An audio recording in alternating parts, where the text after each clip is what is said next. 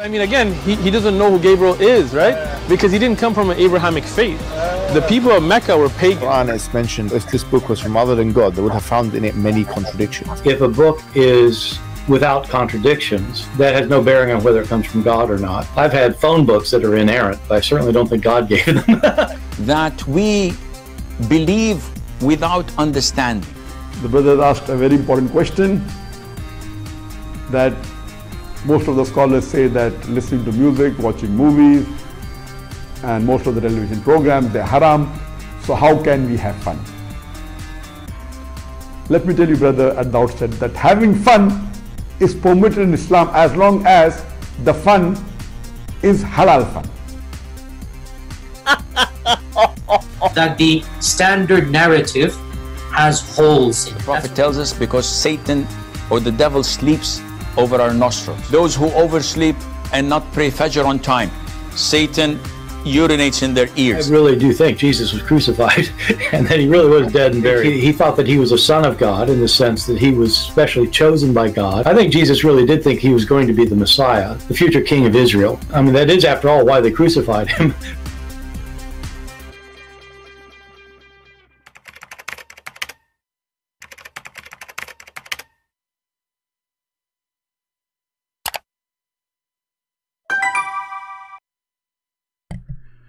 Hello everyone, and peace of Christ to all of you. Please invite your friends and let us have some halal fun. First I want to say thank you for all those who shared the videos and the link. So now we have the 20,000, and as we promised, we come back live when we have a 20. So the same, do now. Please invite your friends, share. So as soon as we reach the 20,000, we will be back live on air again. Today our topic is about Muhammad describing Islam in a very weird way. I mean, weird not for me, weird for somebody claiming that Islam is the religion of God or Islam is the truth. Let us not to waste time and read together. If we go to the yellow pages of Muhammad, which is additional yellow pages, not the Quran, this time it's the book of Hadith. Muhammad, he have a prophecy about his religion.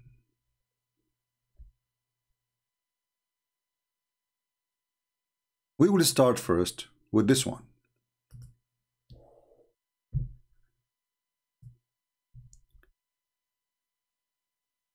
Chapter of clarifying that Islam is started as something strange and will revert to being something strange, and it will retreat between the two masjid.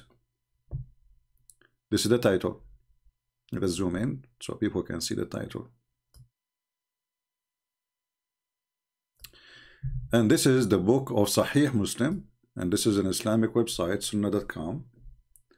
The book of faith, Kitab al-Iman, hadith number 146. And actually, I look at the comment before I go live, and I saw one of the comments speaking about it, so I said, let us go and talk about it then. This is why I say your comment can be inspiration. It is narrated on the authority of Ibn Umar, etc., that the Messenger of Allah saying, verily Islam started as something strange, and it would again revert, between two brackets, to its old position of being strange, just as started, and it would recede between the two mosques, just as the serpent crawled back into its hole. If you think about it, I find this is astonishing.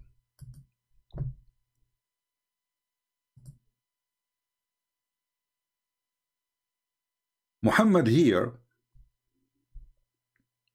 is describing his religion as not only as a snake, as a serpent. And serpent is a word used to describe specifically something evil. A kind of a snake which present evil.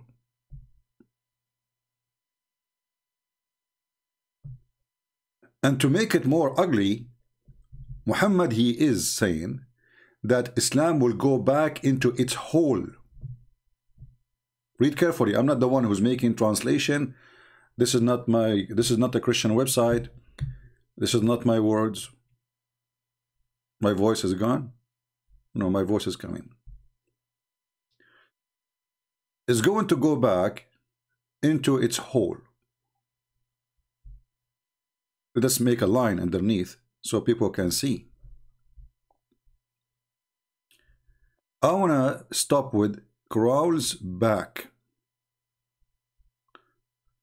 Crawls back. Do you see it? Back. This is where Islam came from. From what? From a hole. As what? As a serpent.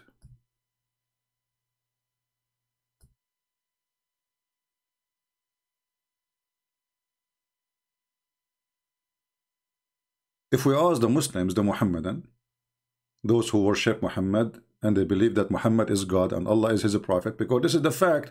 You see, the Muslims, they say the prophet is the servant of Allah, blah blah blah, but then what Muhammad say we follow, and what Allah say we don't. Allah say we do mut'ah, Muhammad say don't do mut'ah no more. We follow what Muhammad said, and Muhammad, he made himself God on earth, and then he said I am the servant of Allah, and at the same time he is Allah on earth. What a mockery, you know. So here Muhammad, yeah, actually we have many verses in the Bible about the serpent, and they are really describing something evil, pure evil. The serpent in the Bible present even from the time of Adam, that the serpent is the one who deceived Adam and Eve.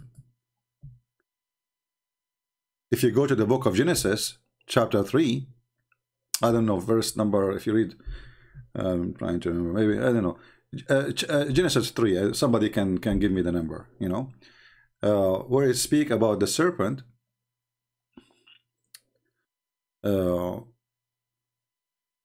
which deceived Adam and Eve, and how God cursed that serpent. And that serpent present literally Satan. This is Satan himself. So when Muhammad, he describe his religion not as a snake only, he described it as a serpent who will go back to its hole.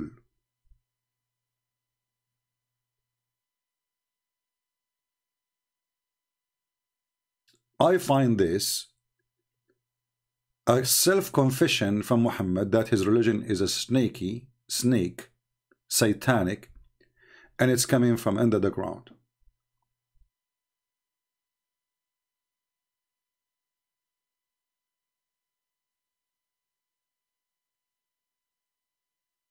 The Muslims today, which is painful for the Muslims about this story here, and they cannot say this is a weak and, you know, the garbage, they keep coming to us and they say we don't accept this, this is da'if, this is Sahih Muslim, and we can show it to you from other books too. The scary about this for the Muhammadans, the bad news about it, Muhammad is predicting that his religion is going to go back to zero.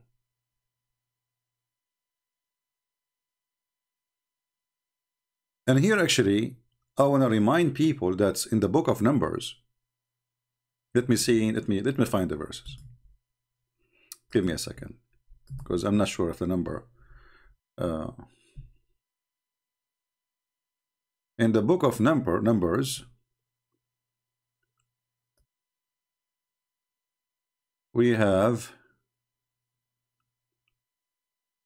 the first question. Oh, not you again, come on. First question. Did you answer the first question? Did you answer the second? I mean, the first question. Okay, let us go here. Book of Numbers.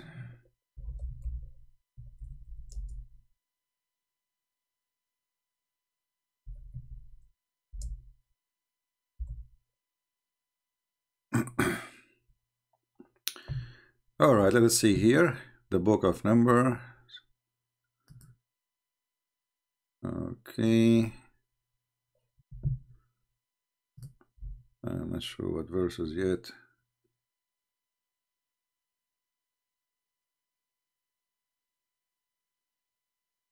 Yeah, okay, we found it. Hold on. It says,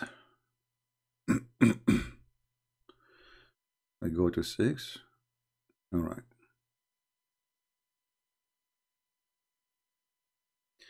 You will see in the book of Numbers that the serpent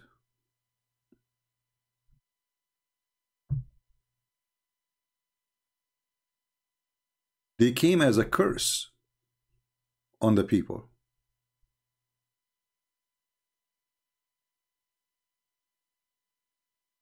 The serpent, they are the same as a penalty from the Lord. You know, he unleashed all the evil.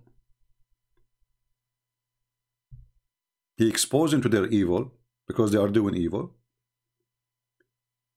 And the serpent came among the people, and they bite the people, and many of the people of Israel died.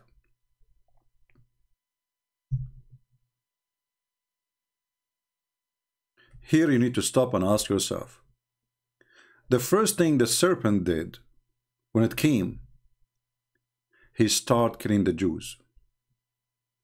He started killing the people of Israel.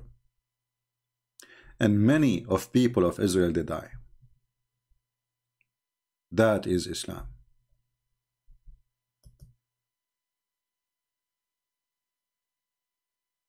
It's a clean cut in the front of your face.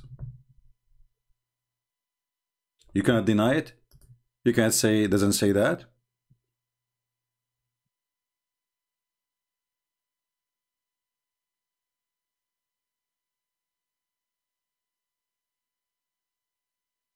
In the book of Mark, in the Bible, we have a phrase or sentence about how the Christians, they will pick up the serpent.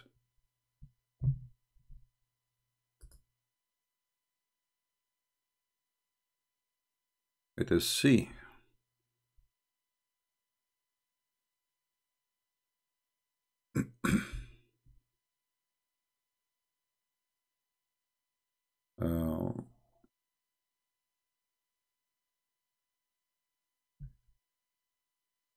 Here there's a promise from the Lord that those who follow him and those who believe in him and those who they are true Christians, the serpent, which is Muhammad and his religion, cannot affect you.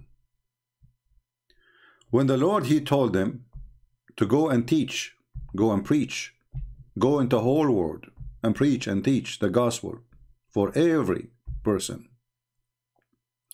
And the one who believed, he should be baptized and be saved. And the one who don't believe, he will be condemned. And then those Christians, they can cast demons. They have the power. And if they take up a serpent, and if they drink anything deadly, it will not, and by no means, it hurt them. Some people here, they take it as something literally. They say like Paul, he pick up a serpent or whatever, like. But this is really more than poison. All of us, we knew that all the disciples being killed, right? We know that the Lord himself was crucified. So this is not about physical hurting. The Lord himself, he says, don't fear those who destroy your body, your flesh. Fear those who destroy your spirit. So those who they are, the true Christians, they will be able to play with the serpent as we do today. And the serpent will not be able to hurt us. See, we read the book of Satan, the Quran, every day. Every day. But the poison of this book cannot affect us. It makes us stronger.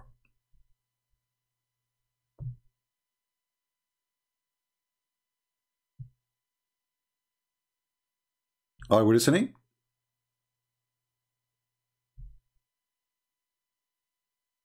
Every day, this is what we do here, right? I mean, all of you who come to listen to me, 99.9999%, like a Middle Eastern election, is about the book of Satan, the Quran.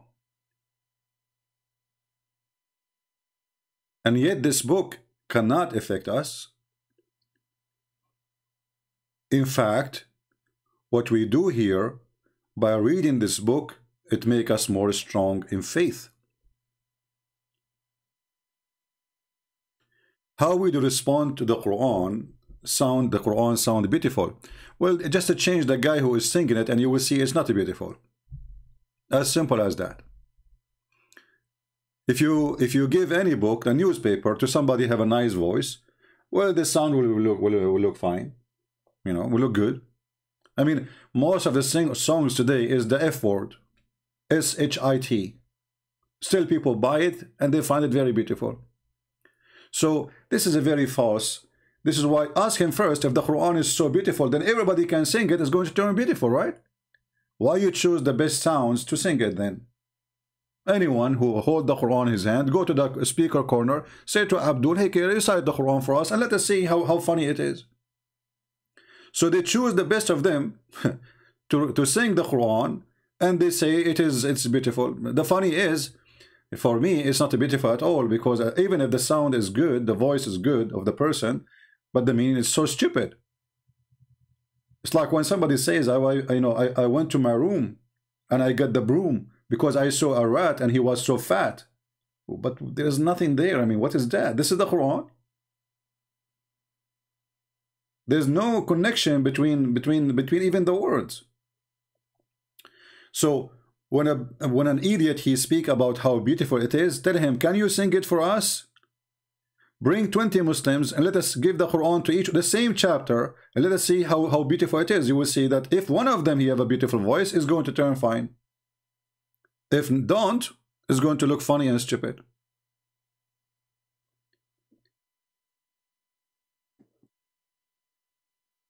And this is why you see the Muslims, they elect from the Middle East people who have nice voices to go and recite the Quran in Europe, so they can affect the hippies. Those things can be hypnotizing the hippies. The hippies, you know, they like anything is strange. They sit in the front of the guru. Actually, there is a movie, it's called The Love Guru. It's a stupid movie, but it's giving you a great example of the hippies, of the stupid people in Europe and the West. A guy coming from the middle of nowhere, he is saying nothing but stupid things, but they find it amazing. Guru, you know? Yeah, so this is why even the European people, they hypnotized by the yoga. But the fact that yoga is nothing just sitting in your ass and forgetting about everything in the world and be selfish. You will become the center. This is teaching you how to be selfish. And supposedly that is going to make you a better person. So they do yoga, but when the husband die, they burn the wife with the husband.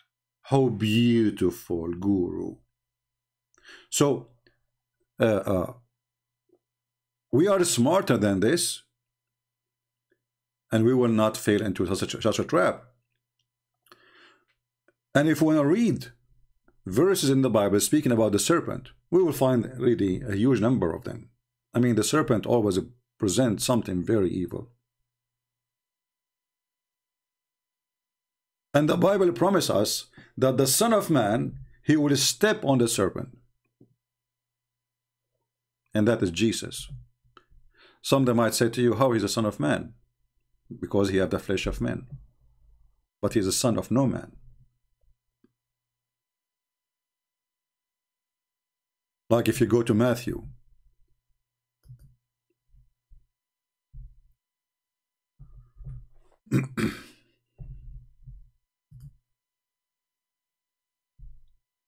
Matthew.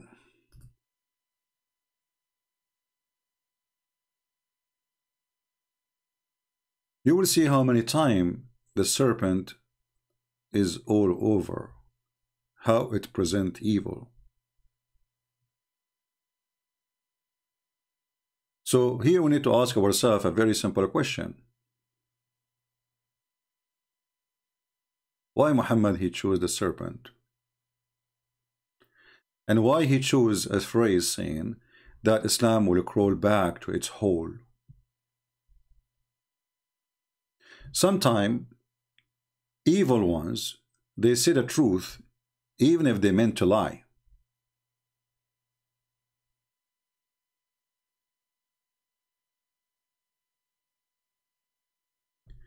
In chapter 16, Matthew 10, verse number 16, here you see that there's different image of the serpent, the wise serpent.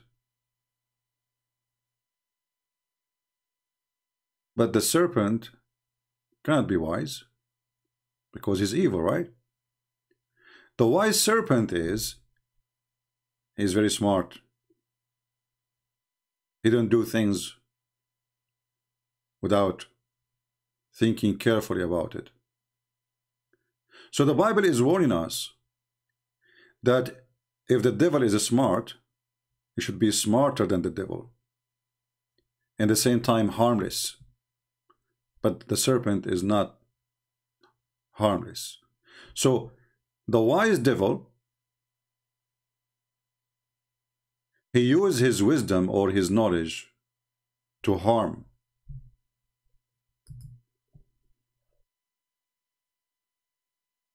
The wise Christian, he have a wisdom, but is not going to be the wisdom of a serpent who do harm. Is going to be a wisdom of harmless as doves. So the Bible says clearly that the serpent is extremely smart.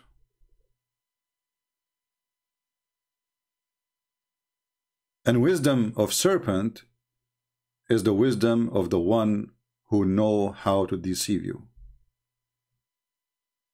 But the wisdom of a Christian who is as wise as a serpent is the wisdom of someone who don't want to harm but want to love.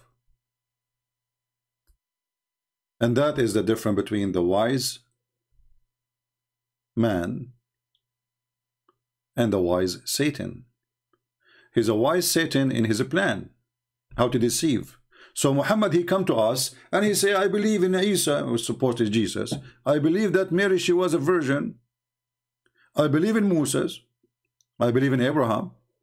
That is the wise part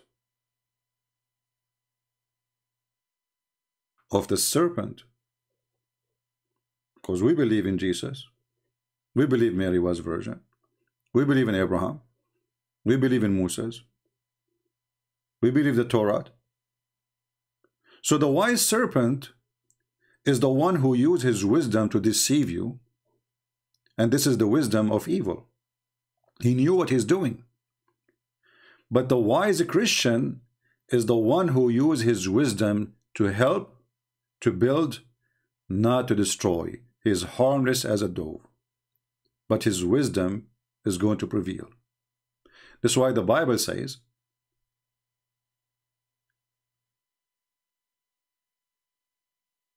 there is a synagogue of Satan. But it's a synagogue. How the synagogue can be a synagogue of Satan? Because the wise men inside that synagogue, they are wise men as Satan, who they are harming, not harmless. So their wisdom is used for the purpose of hurting and harming. So when Muhammad he described his religion, he described it in a way which is very scary, speaking about the serpent who will go back to its hole. To where? To the hole. Why Muhammad he described Mecca and where Islam coming from, as a whole, we knew that Mecca is a city, or let's say a village.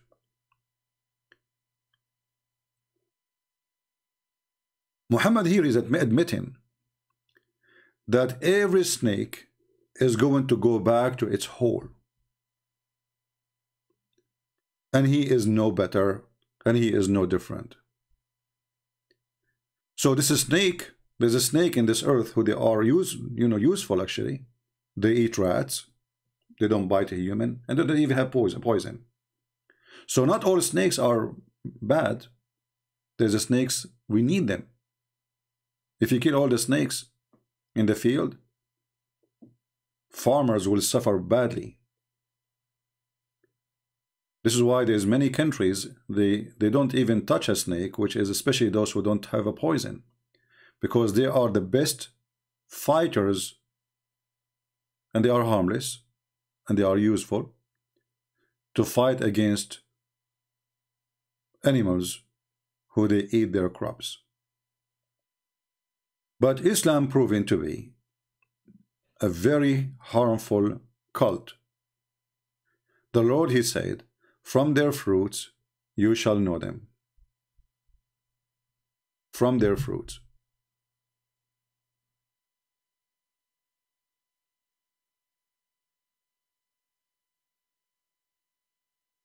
And Muhammad not only described Islam as snake, Muhammad, he described the faith of Islam, not only the Islam as a religion, he described the faith of Islam as the same as a snake.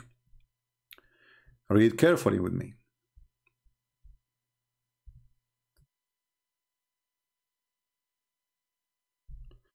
He also reported that God messenger as saying, faith will shrink to Medina as a snake shrink back to its hole.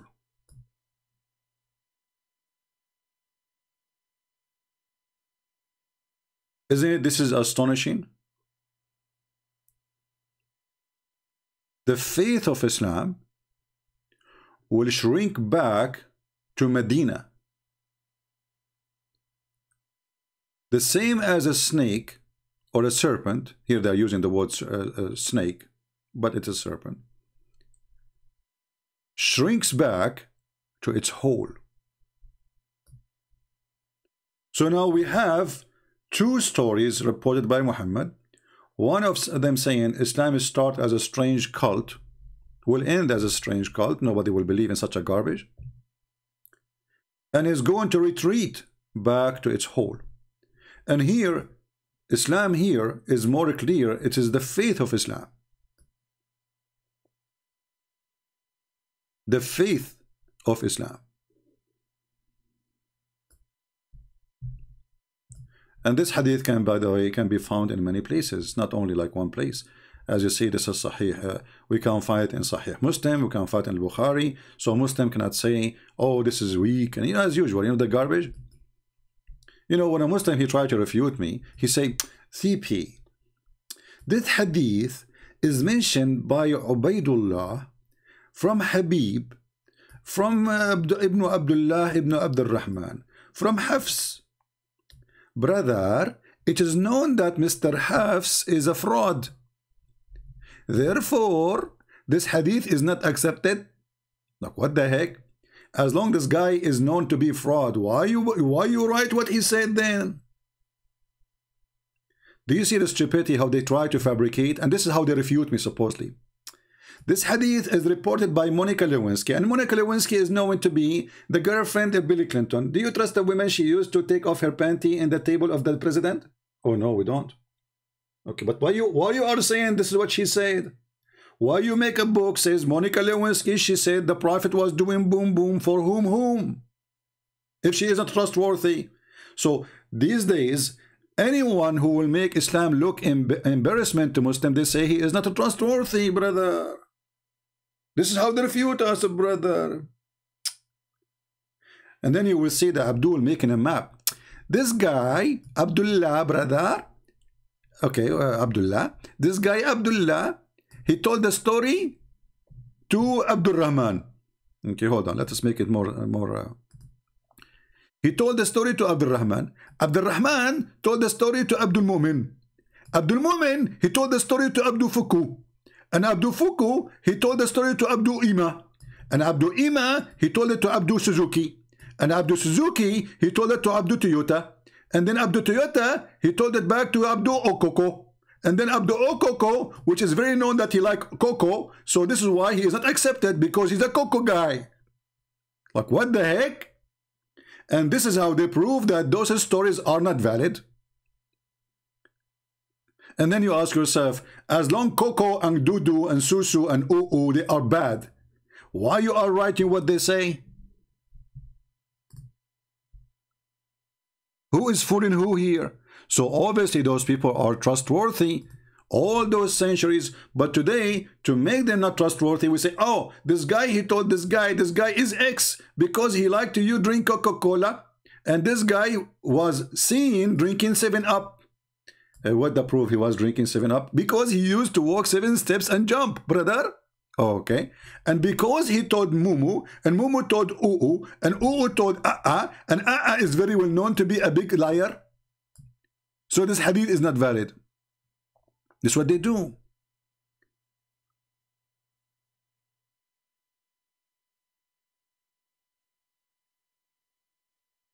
They are the one who wrote the hadith. They are the one who translate the hadith. They are the one who print the hadith. And today, 2022, they are trying to fix the hadith, saying, we don't accept this hadith because this guy is a liar. So why you write a liar story? Who is the stupid here?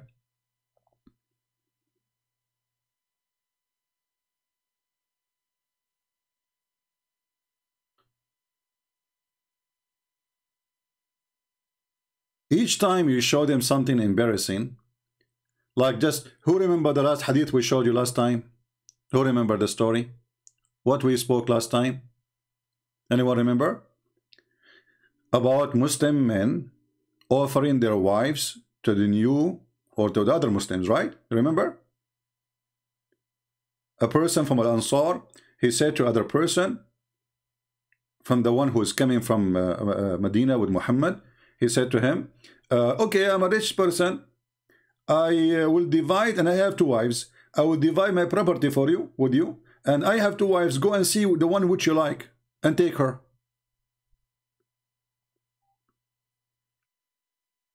This hadith until now is valid. But after I read it, the Muslim, they will say, it's a lie.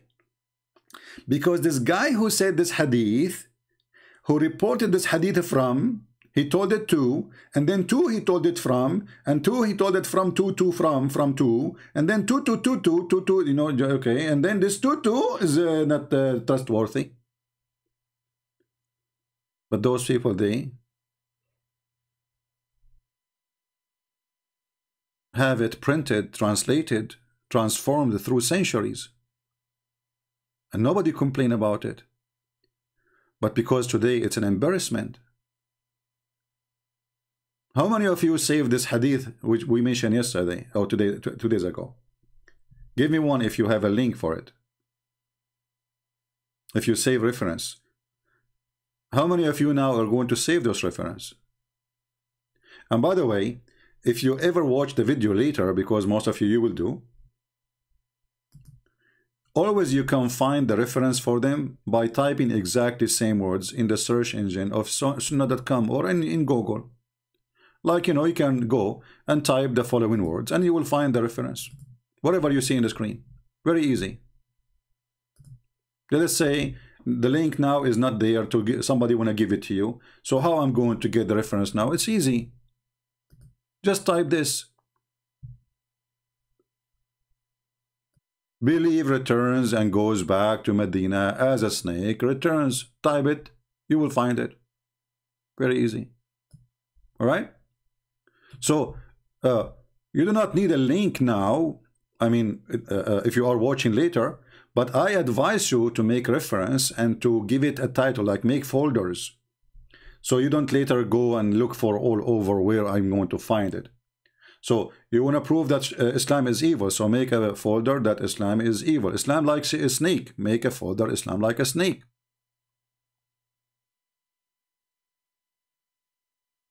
Or the hadith about I offer you half of of my property and I have 2 wives. Take one of them. This is satanic for sure.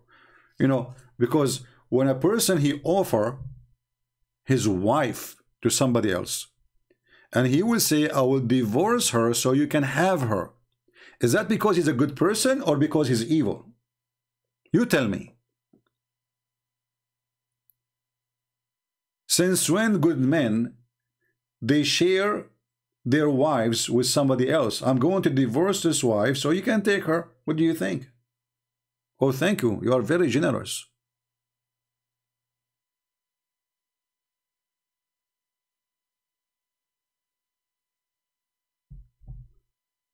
Do you have the hadith that Muhammad, he called them Sa'alik? Yeah, just search the word Sa'alik, you will find it. As long as you know the word. Just type it in the search engine. So, what we find important about this, that Muhammad, he described his religion in a perfect way, and nobody can describe it as better as Muhammad.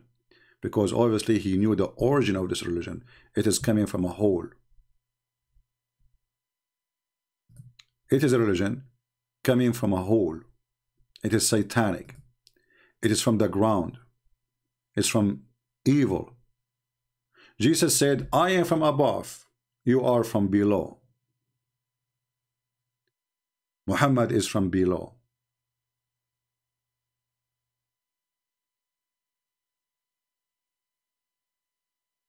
Do we have any Muslim have any objection?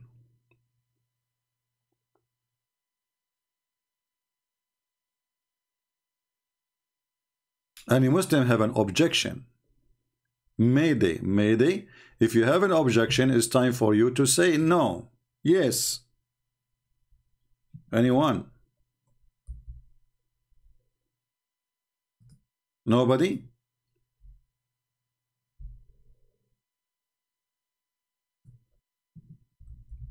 I always receive emails to Patreon ask me how I can answer this, and then I wonder myself, I say, well, what I'm doing here, why I am going live on air, stay for long, and then they chase me to the email. If you want to ask me a question, you ask me while I'm here, because I will not answer an individual. Why?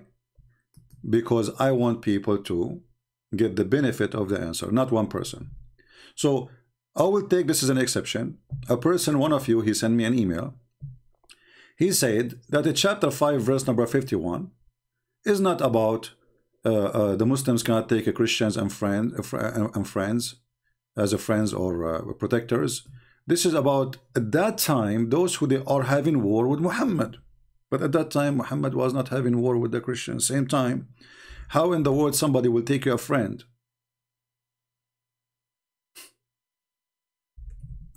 He is your enemy. So when a person, he sent me such an email saying how I can refute this, I mean, use your brain.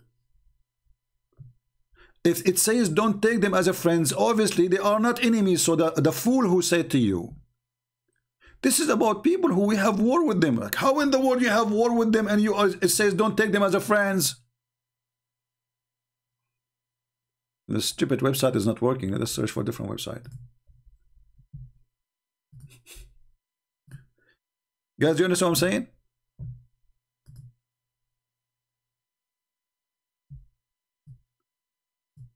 If somebody saying to you, this is a verse about not to take them those who they are having war with you. Have you ever heard somebody having war with me? He will make me as a friend.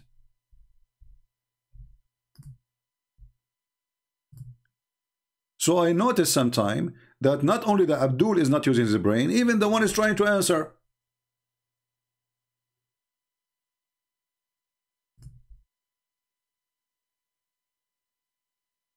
We have Mr. Khalid, he is saying, let us see.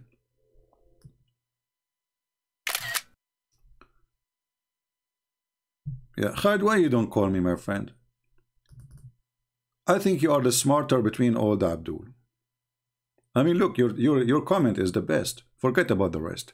I think even you can make a debater better than Muhammad himself. So let us see what Abdul here is saying. Mr. Khalid. Christian Prince, wasn't your gospel made from the disciple of the disciples of the disciples, X7 of the disciples of Jesus? No, Abdul, you are a stupid idiot like your prophet. Even your Quran go against you. When we say the book of John, John was of the disciple, not of the disciple of the disciples. When we say Luke, he is a disciple, not disciple of disciples. So you are a liar. But it is your Quran who is made according to Hafs, according to Asim, according to Abdul Rahman, whatever, according to Uthman, according to Muhammad. We didn't have even the book of Hafs. Do you have it? You don't. When the Muslims, they say we have the Quran preserved, I laugh. Because even in the first page of the Quran, if you open it, it's called page A in Arabic. It says this Quran is according to, because there's many according to. There's according to Hafs, there's according to Warsh, etc. All your book is according to. However, because you are Abdul, I have a gift for you. What does have to do with my question? Why your prophet describing Islam as Satan? So this is what the Abdul they do. Let me open this a different search engine, because this website is not functioning. There's an error. It says error in the network. I don't know why.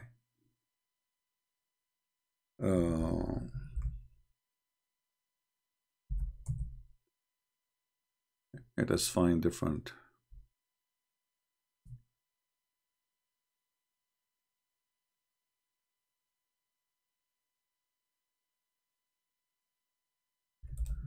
If we go in the Quran, the yellow pages of Muhammad,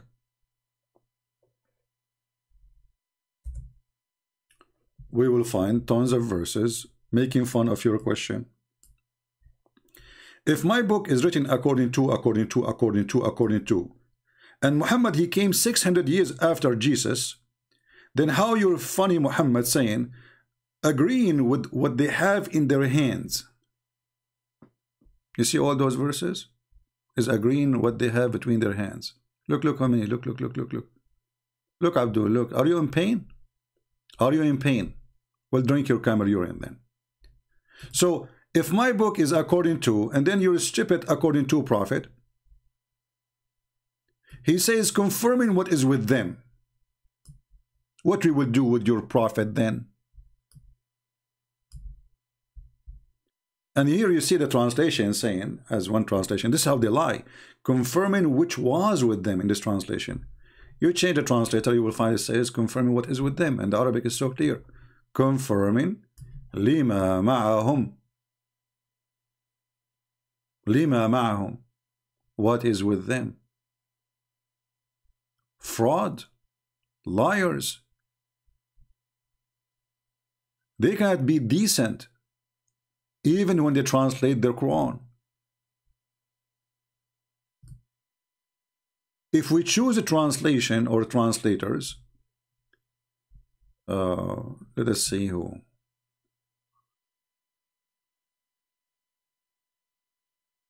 Translation. Where you choose the translation? I don't know. Let us see where you choose them.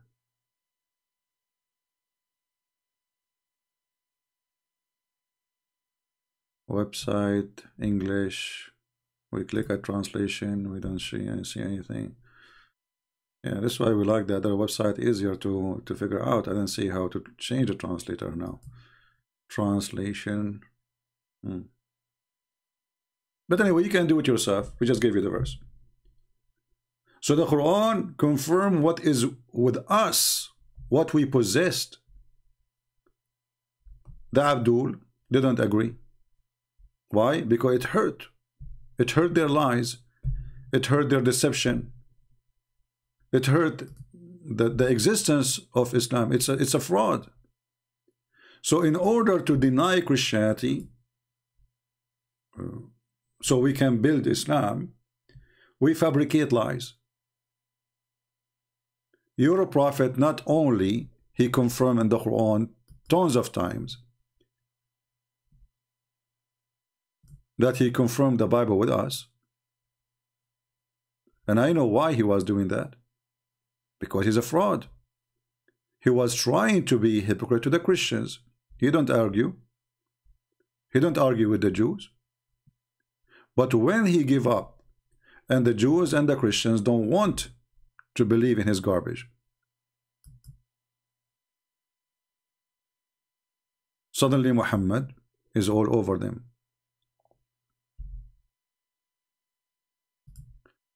Look like you can choose translation here, but I don't see. I mean, it doesn't show all translations. Let us see here.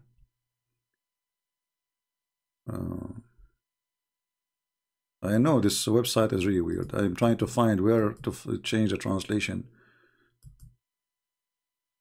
Here you can change. Okay. Dr. Mustafa Khattab. It will sound like a Pakistani.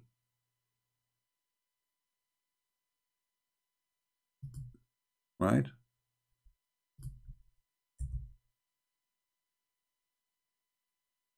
Yeah. Let's find different website we can figure out easier.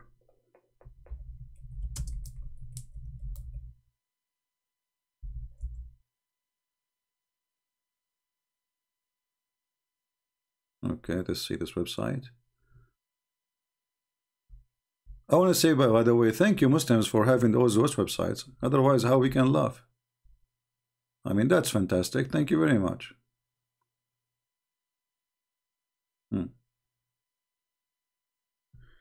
Let us try this website. I will put in the screen just to be sure first we can use it.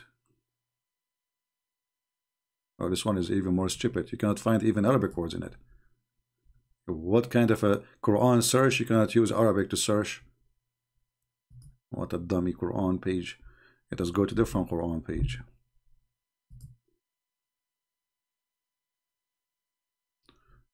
You know what? Let us see. There's a site I used to use long time ago. It's Search Truth. That should work.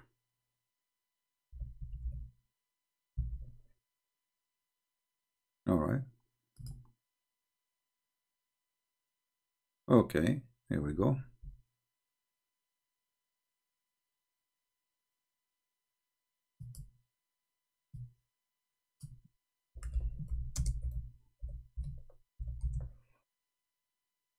What's wrong with this website? All of them, nothing is working.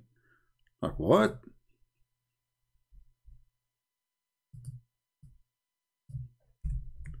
Let's try again. Finally.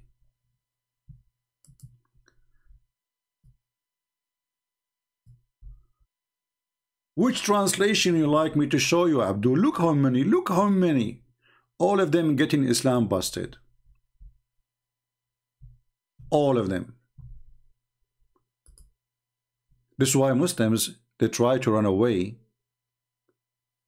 from their translation. But if you run from translation, we speak Arabic better than your God. And when there comes to them a book from Allah confirming what is with them. So how every single Abdul in YouTube keeps saying the Bible is corrupted, the Bible is corrupted, the Bible is corrupted, 600 years after Jesus, how they say that the one who corrupted the Bible is Paul, brother. Paul is the one. Well, Paul was long before Muhammad, 600 years before Muhammad. And then 600 years after Paul, the silly Muhammad, he come and he say, confirming what is with them, brother. We confirm it, okay? Abdul in YouTube says, no, brother, the one who did corrupt the Bible is Paul, brother, Paul. What the heck? And then not only that, we show them that even the name of Paul is mentioned in their books as a prophet of God sent by Jesus. Islam Nation saying, Islam Nation, sorry, I'm going to give you a harsh answer. All right. Get ready, Islam Nation. Look what the Islam Nation he said.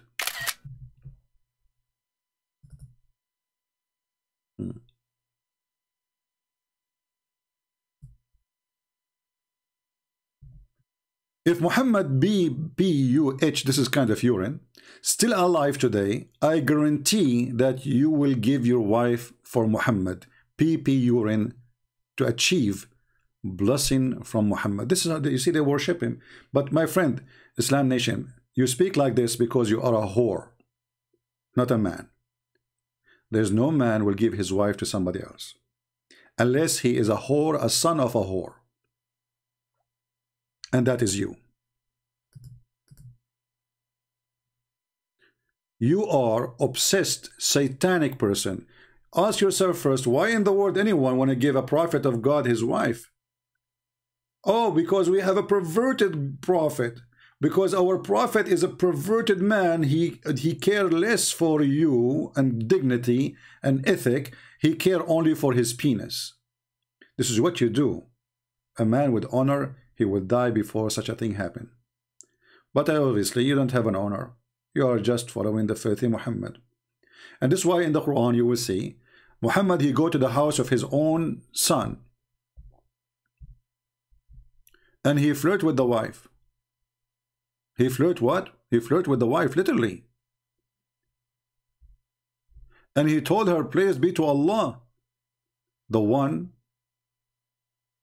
who made my heart flip for you.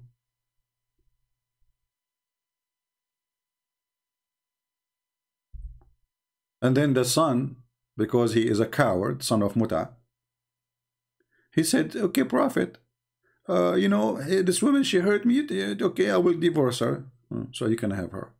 And then the Muslim, in their explanation, they say, the prophet, he have 16 or 18 privilege. One of them, if his eyes fall into a woman, her husband must divorce her so the prophet can have her. That is a serpent. That is the serpent. And because you might say this is not true, let us show you the reference. Because remember, Muslims, they say, this is not true. This guy is lying. This is Tafsir al-Qurtubi. Volume 14, page number 212. You might say this is Shia library. My friend, this is the library. The Qurtubi is a Sunni. So don't say this is a Shia. I can find you the same book in the Islamic government, official Islamic government of Saudi Arabia. We are just searching. And here we go. They are all over. All of this. So if we translate the page, the search page, translate to English. Read and see why we say would proves that Muhammad is satanic. Interpretation of Al-Qurtubi, part 14, volume 14, page number 212.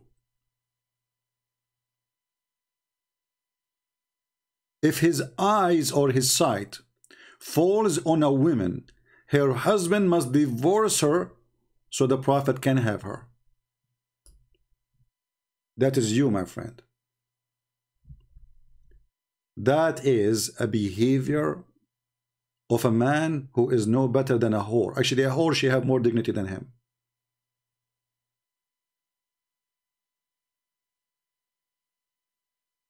Do you see how the sex involve in the privilege of the prophet? All cult leaders, they share two things. They want your wife and they want your money. And Muhammad, he wanted both.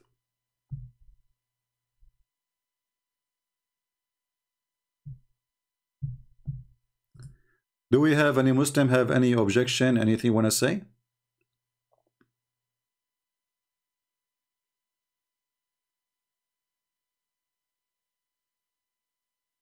Any Abdul?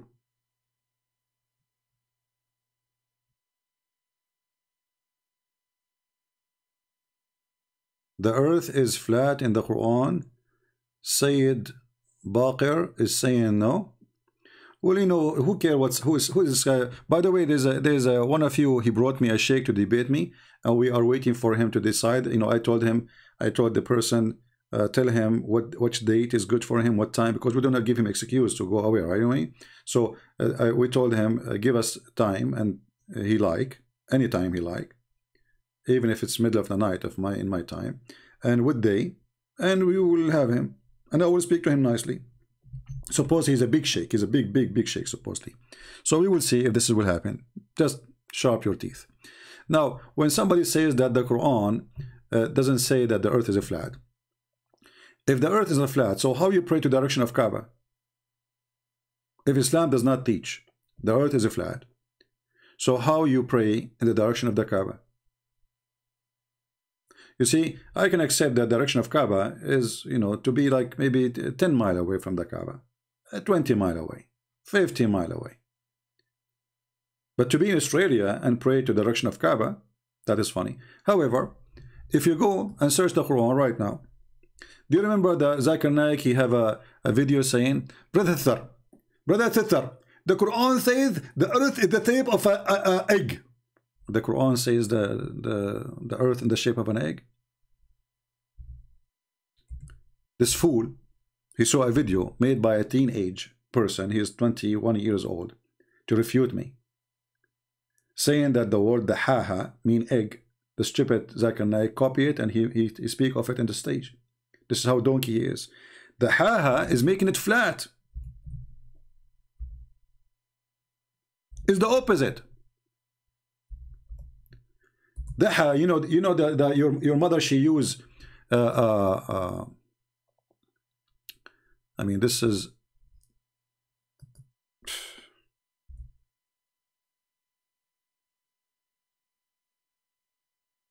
this website is really stupid.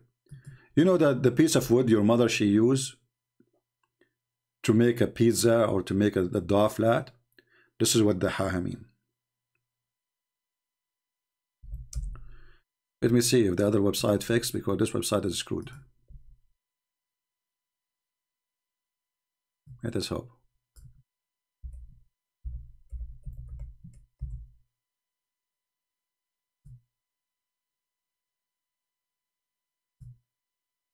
Here we go. It's working now. Perfect. So look at this.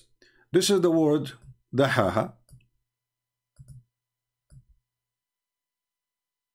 And this is a translation. Which translation is saying he made the earth like an egg? So all those Muslims, they never noticed that this is an egg? There is no egg here, you stupid Zakir Naik. The haha mean he made it flat. And you can go and open the interpretation, Ibn Kathir or anyone. Ibn Kathir, by the way, who came long after Islam, you know, like 800 years, he tried to fix it, because Ibn Kathir at his time, he was like a YouTuber trying to refute the Christians who are making fun of Islam. So Ibn Kathir, he tried to fix, but how much you can fix? This is a chapter 79, verse number 30.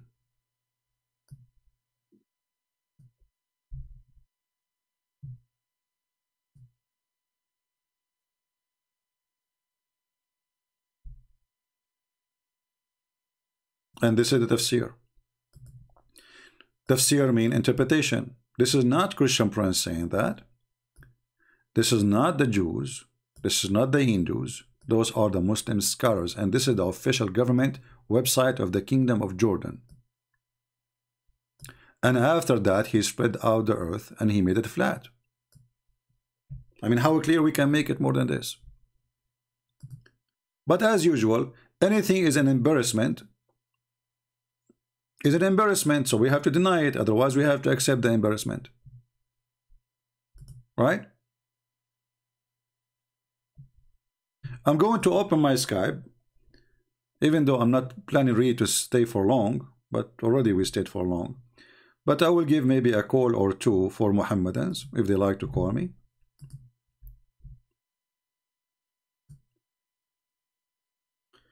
Let us open Skype.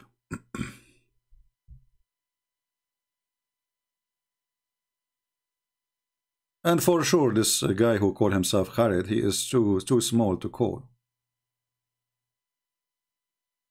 He was not there.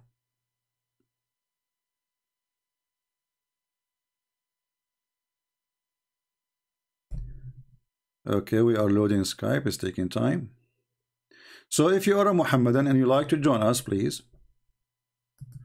You know, there's this guy, he called me last time, but isn't this the same guy who, you know, called and he said he is from the Mujahideen in Syria, and then he decided to leave Islam, and now he is calling me as a, what's wrong with this guy? Let me block him. What a troll. He's texting me again.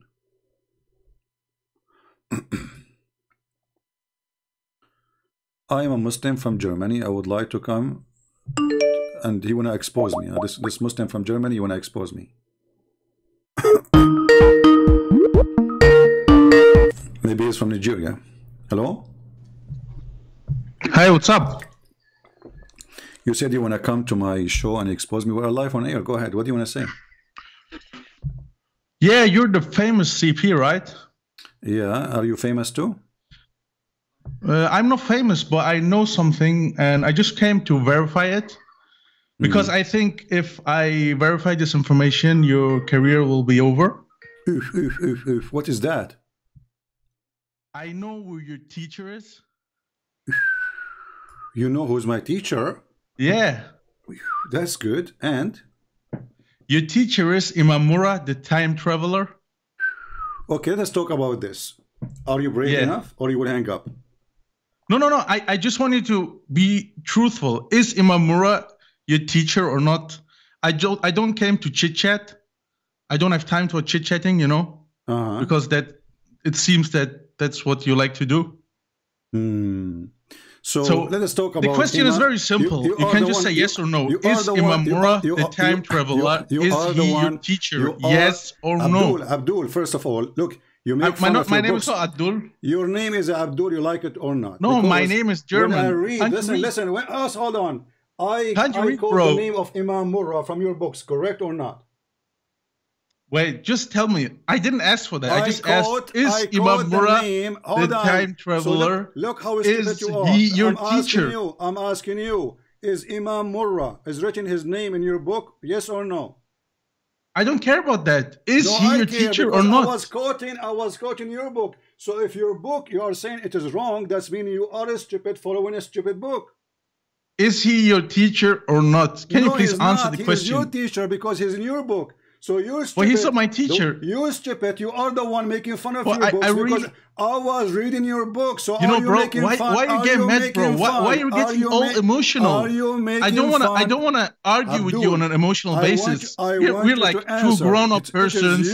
We can have a civilized conversation. You're just going mad and you're getting emotional. Take a chill pill, bro. Abdul, listen. Was I reading your book or not? My name is Abdul. So why are you doing this? Did I read your book? Why would you? Did I read your book or not? Is that how Christians treat their visitors? Why you are being coward? Did I read your book or not? I didn't came to talk about this type of things. I just came to ask you. Now we don't want to talk about it. Did I read the name of Murrah from your book or not?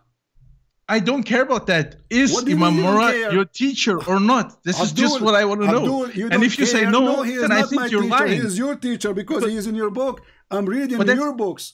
That would be a lie. How Imamura says that you're his student and he has so much proof about that. So I don't think you can deny that. So you are now saying that the one who is teaching Muslims is teaching me.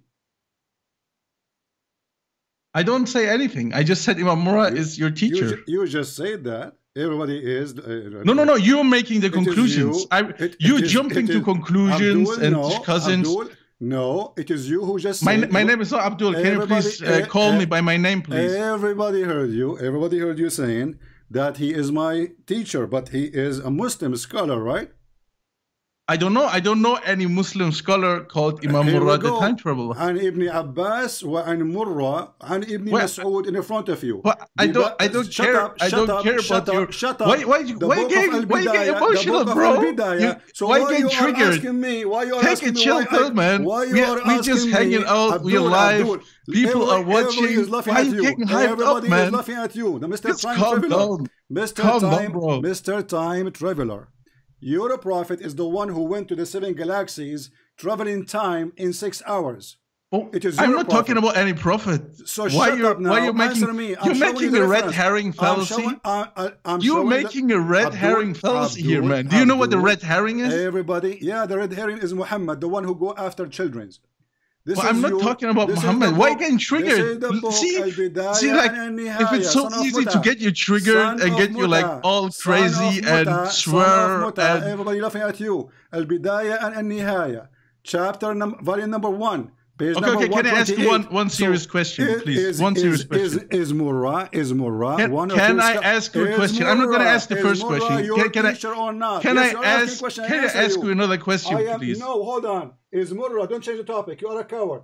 Is Murrah your No, I'm not a coward because I'm concerned about your mental health now because you're getting triggered and I didn't came on to get you triggered here.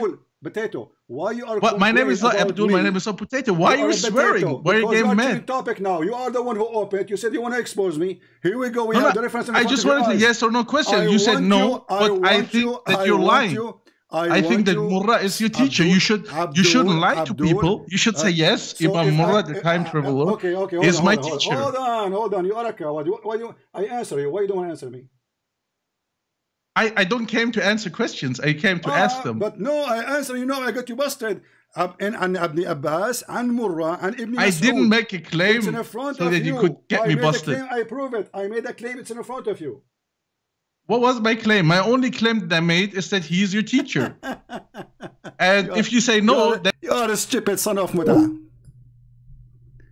So we have the reference in the front of our eyes. So when I quote your Imam and his name is Murrah, you shut up and you put your shoes in your mouth.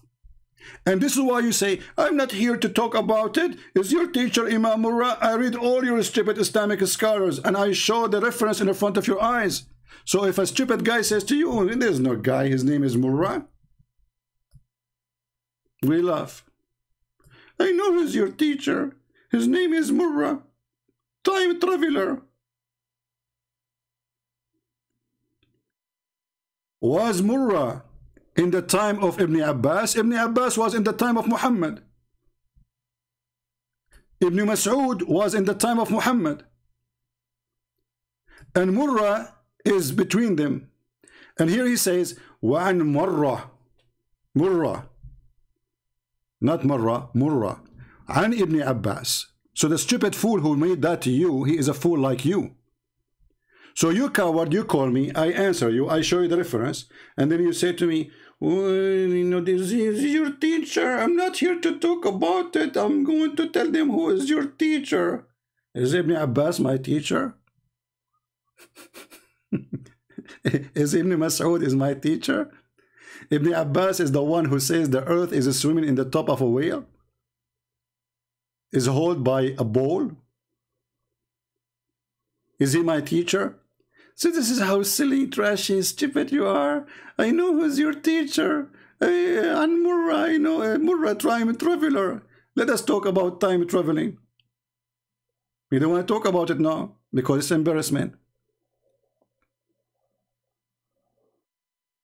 Muhammad, he said that it take the angels 1,000 years to go up to heaven or to go down, which means one way is 1,000 year. Time traveler.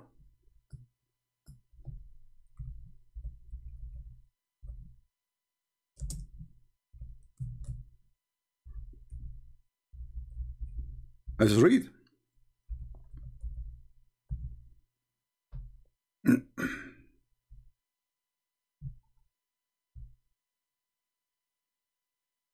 Chapter If you are brave to talk about the topic you open, then cold.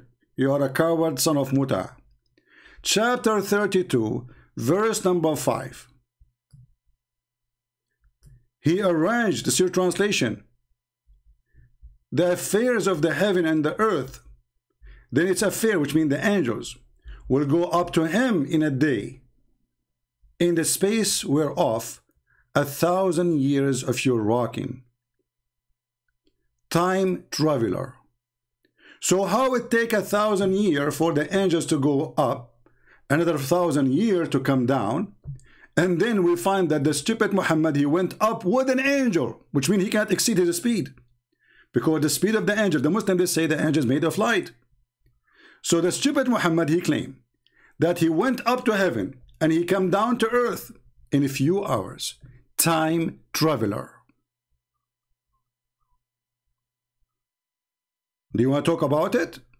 Or you are a coward? When we say something, we show the reference. You Muslim, you try to make mockery, I will whip the floor with those who make mockery. When I say something, I have reference for it. When you say to me, Murrah, and you say time traveler, that's because you are stupid listening to a fool.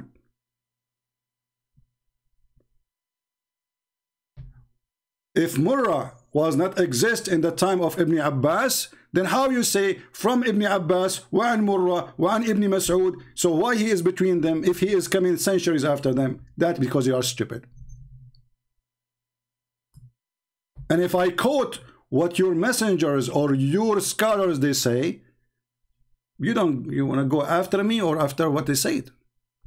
Hey, did you say, you know who's your teacher? Here we go. Al-Bidayah wa Nihaya, volume number 1, page 128. Who can beat that? In a speed of light, I get you busted.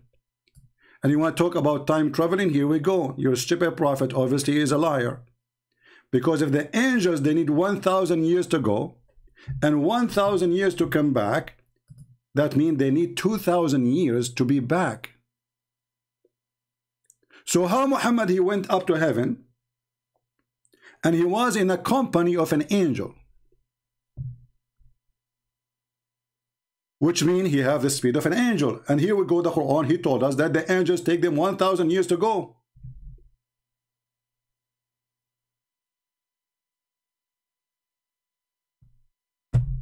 Yeah, I know who is your teacher. Okay, I'm going to expose you. Imam Murrah, traveler. A German boy. If you would like to call me so we can have fun. All right. Another Muslim is saying, pick up fraud star. Let us see the fraud star.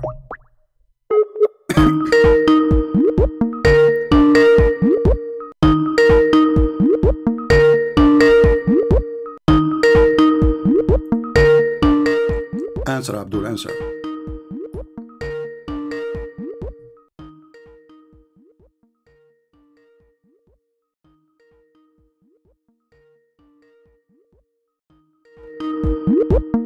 Well, he is not answering. Time traveler. The time traveler prophet. I don't care. I'm not here to call you to talk about it. Why not? You call me to talk about it. Now you don't want to talk about it? I know who's your teacher. Imam Murrah. What? Are you a man or you are a little whore? So we show him the reference. I am not here to talk about it. So why you talk about it then? And those are your teachers, Potato. They are written in your books with their names. When I show you your book, I say, is it in your book? It says, this is not, I don't care. This is not my teacher. It's your teacher. You are the Muslim, not me. How he can be my teacher? Time traveler. Who's next? Potato.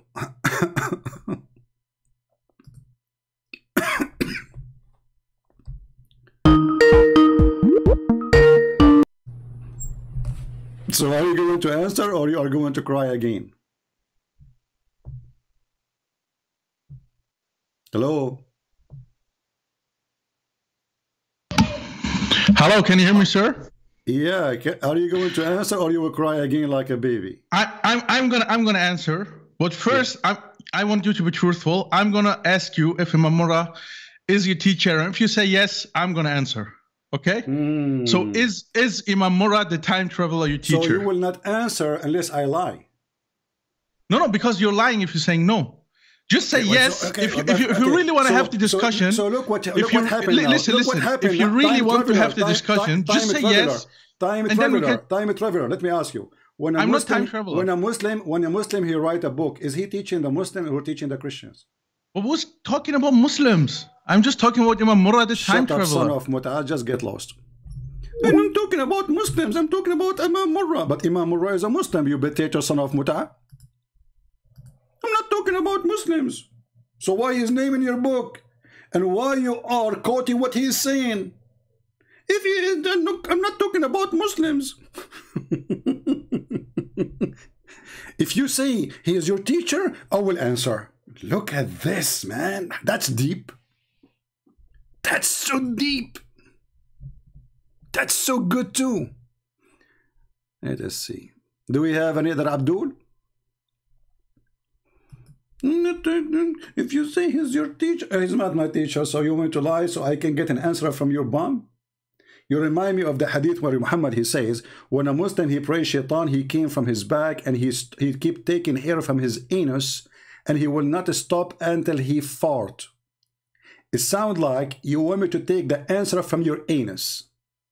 Who cares if you answer me or not? Here we go. Get lost. Coward son of Mut'a. Who's talking about Muslims? He's a Muslim and he is in your book.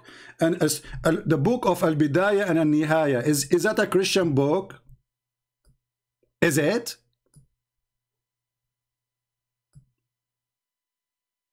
I'm talking about Muslims. I'm not talking about Muslims.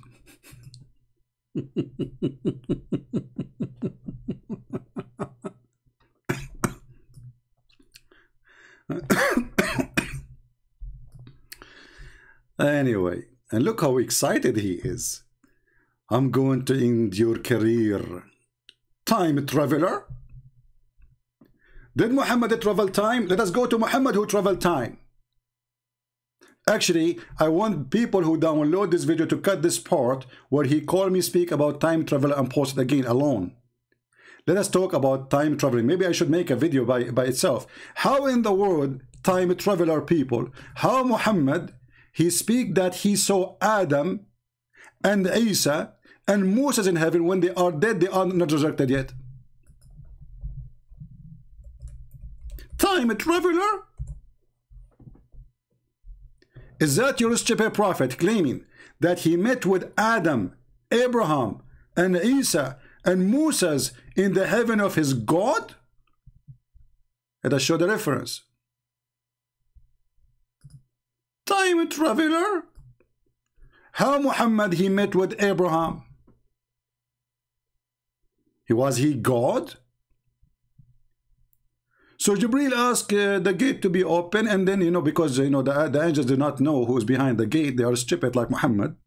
Look how serious the story is. You are asking the angels to open the door, and then the angels, they say to you, who is behind who is there? He says, I'm Jibril.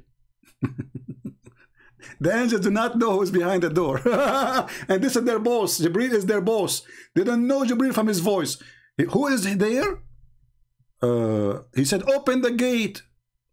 But let's talk about traveling. Then when he arrived in the sky, the second sky, he found Isa. He found Adam. Look here, look. Brother. He found who? Let us go back a little bit here. After they installed dish of wisdom and faith in his chest, we reached the lowest heaven. Jibril asked the gate to be open, etc. And then they opened the gate. And then he said he was sent, etc. And then he said, okay. And then their wind came to Adam, time traveler. Is it Muhammad is the same person who said that the first one Allah will resurrect is going to be me?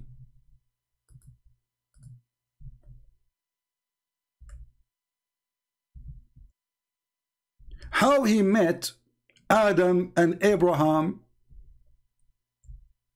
is that time traveling? Let us show you another one. According to the stupid Muhammad, Adam and Moses, they have a debate.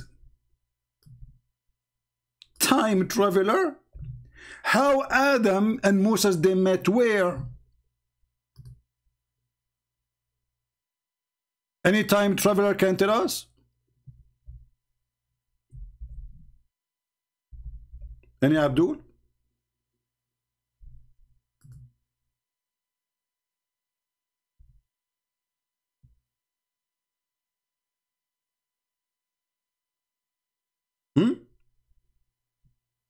Who is the time traveler? I'm going to expose you. I'm going to end your career. I mean, that's good. And you know the good thing about Muhammad, he is the same as a chicken who never stopped talking, and the more he talk, the more he make poo-poo. Literally. The more he talk, the more he make poo-poo. So if we go to different hadith, we will find the following. Read and laugh.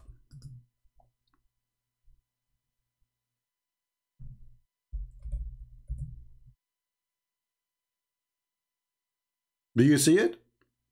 I shall be the enemy of among the descendant of Adam on the day of resurrection, and I will be the first to intercessor and the first one who will come from the grave.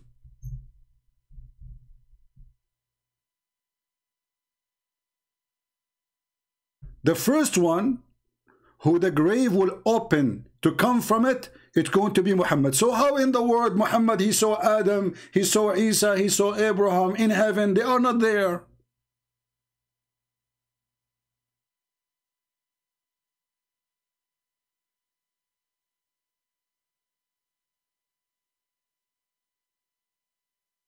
Time traveler.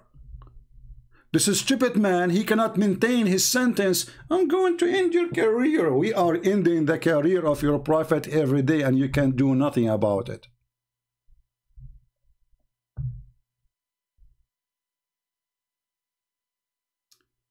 Do we have any Abdul? Mayday. Guys, is it clear that Muhammad is the first one who will come from the grave? Does it say that in front of you?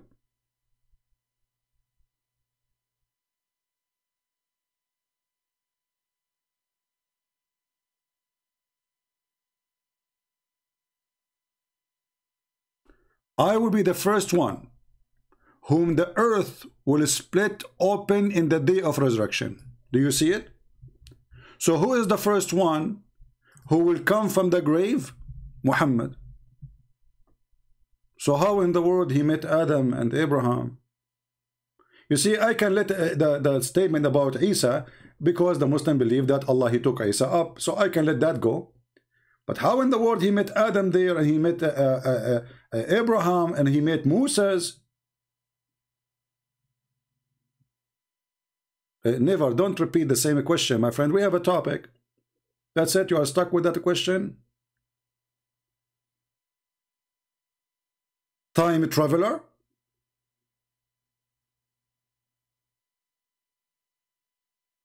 Who is the time traveler? You just ended the career of your prophet. Do we have any Muslim? He wanna expose me?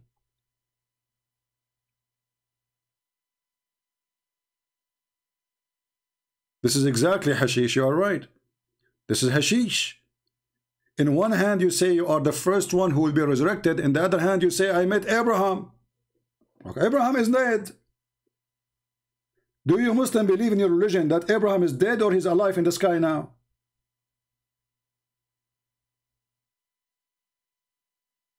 Time traveler. And the Muslims, they have articles about the speed of light and the angels. Hold on. just to show you how mad this religion is. Mental.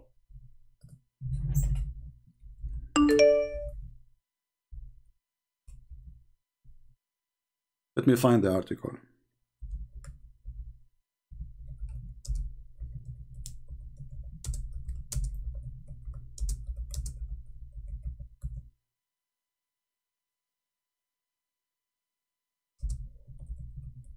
Brother, I'm going to show you a scientific miracle in the Quran.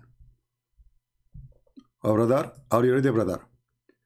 I will show you a scientific miracle on the Quran. Okay, hold on. Brother, the speed of light. This is a Muslim website.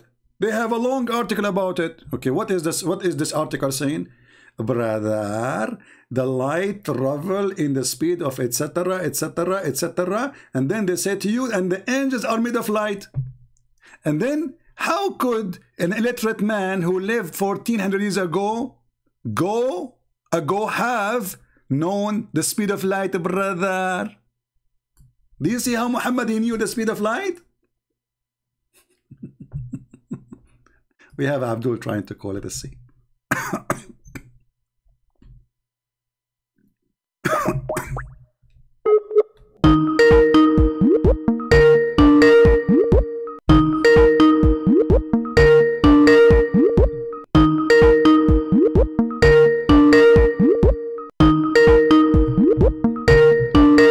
Answer, Abdul, answer.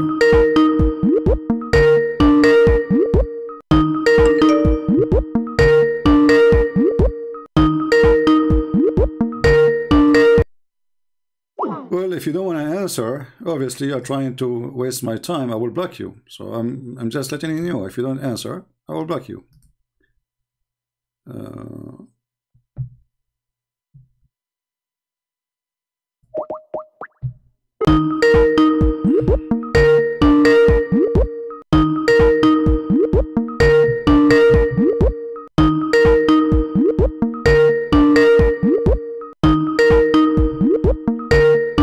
Looks like no Muslim want to end my career. Who is a Muslim would like to end my career? I'm here to challenge you. I will end your career, okay? I will answer you only if you accept that Imam Murrah is your teacher. Imam Murrah, this is in your book. This is your scholar. I would have what he have to do with me? My teacher? I don't learn from Abdul. I teach Abdul. What a bunch of Abduls. Bankruptcy.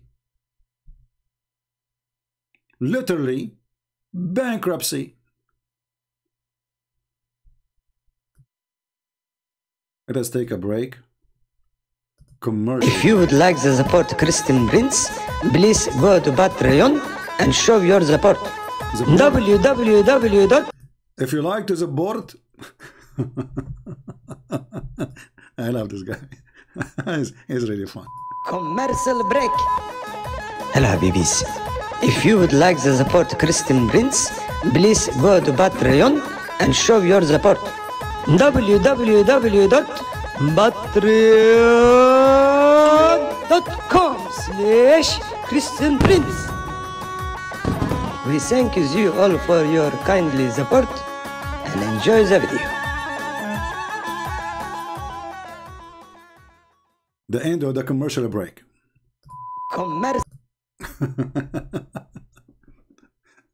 All right. Let us see this guy here.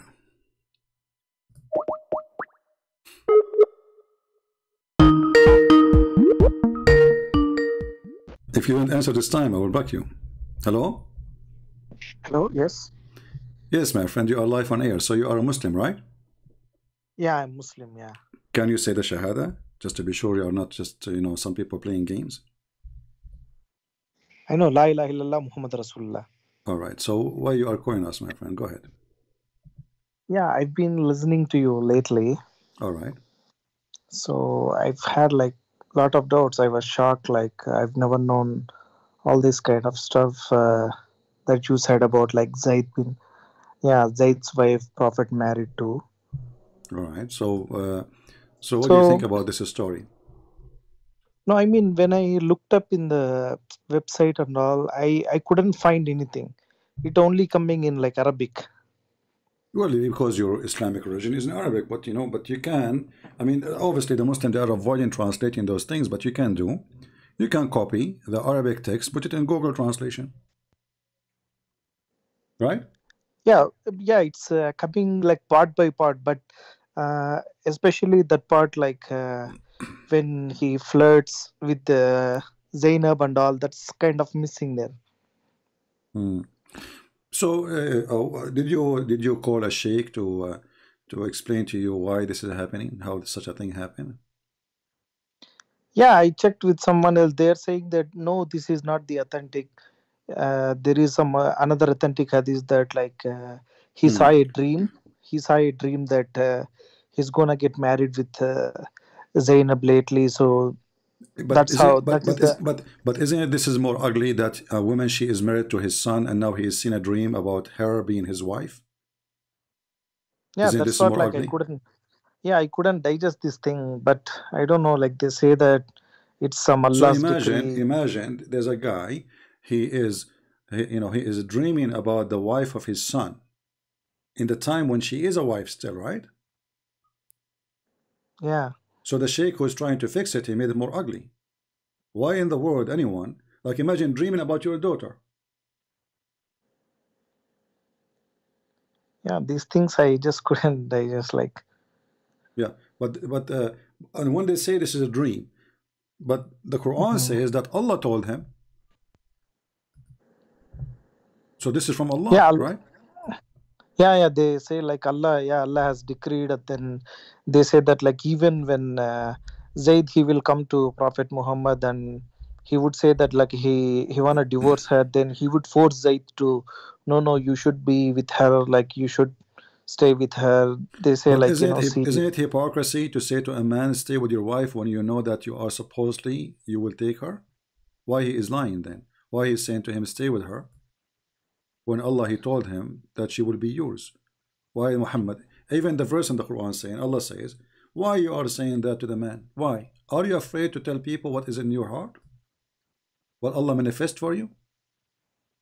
Do you fear people? Yeah, that's what something like very bizarre to me is that, okay, let's say Muhammad has this dream, whatever, but how could Allah has revealed a verse on is this? There are a lot of bad things happening in the world, but he didn't care to send any verse. But for no, like, you see here, you are right. I mean, Muhammad, he have tons of wives already. What about this one? Why this God is busy with silly stuff? As you said, there's people dying, there's children are hungry, there are, there's diseases, there's illness, and then Muhammad and his God both are working in one project. He wants a new women in the bed. Yeah, and he will. These things are like I'm totally confused about this stuff. Like, why would he reveal a words on like defending him? Okay, so this one is a negative thing about Muhammad. If there is something else still making you, because you just said the Shahada, so you are still a Muslim. So what is keeping you as a Muslim then? No, I mean I don't know. Like, what if I would imagine that like all these hadiths are maybe I would not believe in hadiths. I don't know. Like, I still have to research. My friend, forget about the hadith. No problem. What about the Quran? Is the Quran a book from God?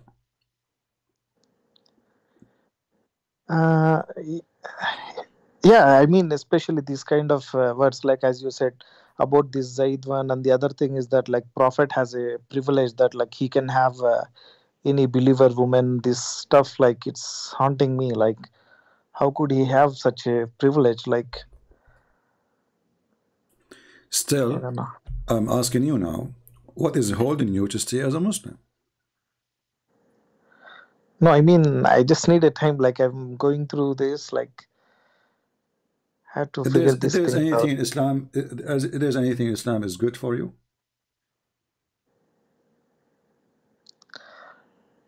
No, maybe these things like the way I interpreted, or like maybe these tafsirs and all, maybe they could be wrong. Or like, my friend, forget about this verse, forget about tafsir now, forget about them, all of them. If there is anything good in Islam. Yeah, like like you should be giving this zakat and helping out people. Okay, how Muslims they give the zakat? Yeah, it's like we give 2.5% like every year. You give what? We will give like whatever our savings are there, like we will give 2.5% of that, our savings to the poor people. Okay. But in the time of Muhammad, is that how they gave the money to the poor? Or they attack the Christians, they kill them, and then they spread the shares, even they give them women and children as slaves?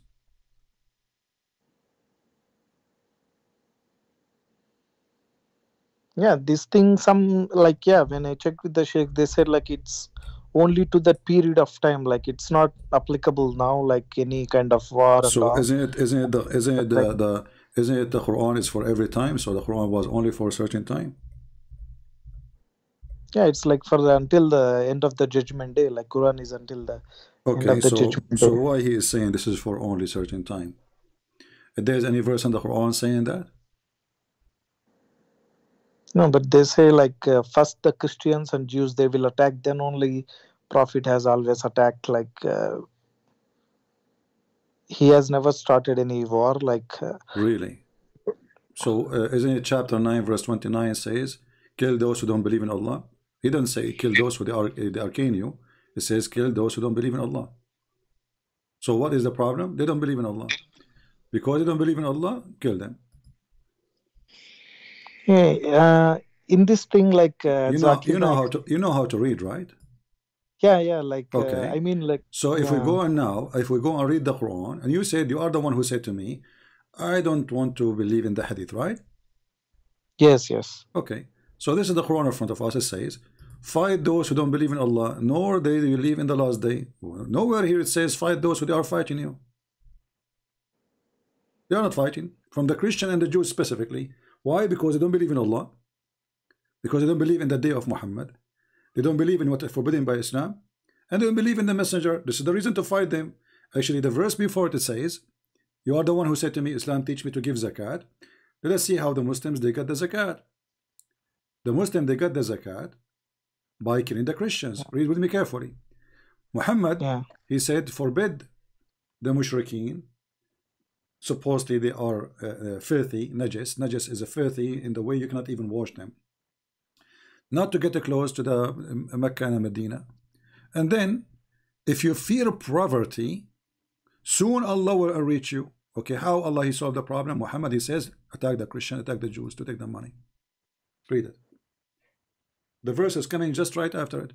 If you fear of poverty, because now most people, they cannot do business in Mecca and Medina, and that's how you make money from them.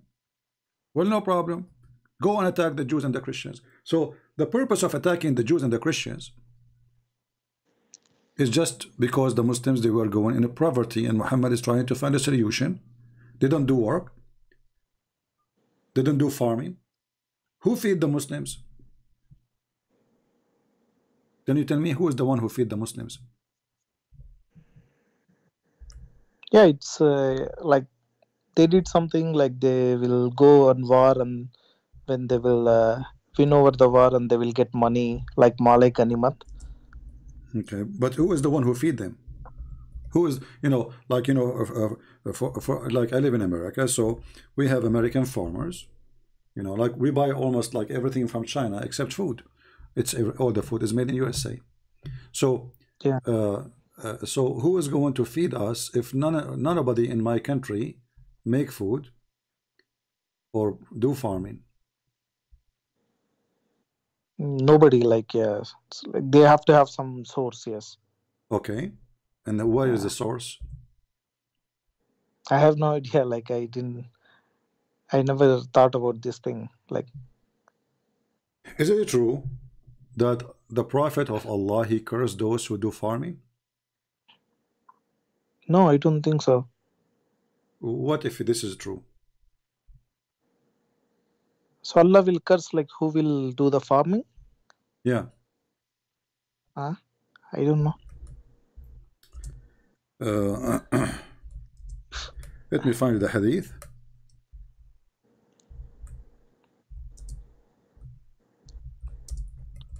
and you will see by yourself. And the reason for Muhammad, he made those stories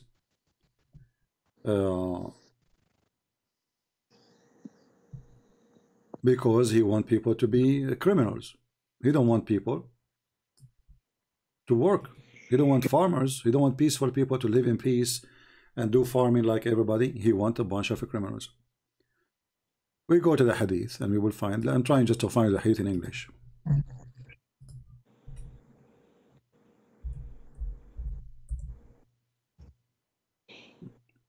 Do you see my screen? Actually, I'm calling you from the. I can't see the screen. I'm calling you from the. Okay. Yeah. Okay. It says Abu Umama on seeing blah blah blah, like a tools of agriculture, like the one you dig the ground with it. He said that the Prophet said that this will not enter any people's house without God cursing them for entering it. Just because having the tools for farming. And this is Al-Bukhari. Muslims cannot say this is weak. I saw some agriculture's equipment and said, I heard the Prophet of Allah saying, there is no house in which this equipment enters except that Allah will cause humiliation to enter it. Sahih al-Bukhari, hadith number 2321. Reference is Imam Murrah. 2321. Okay. Yeah. So what do you think about such a garbage religion? So according to Islam, the one who is a farmer, Allah will curse him. Allah will humiliate him. So who's going to feed the world?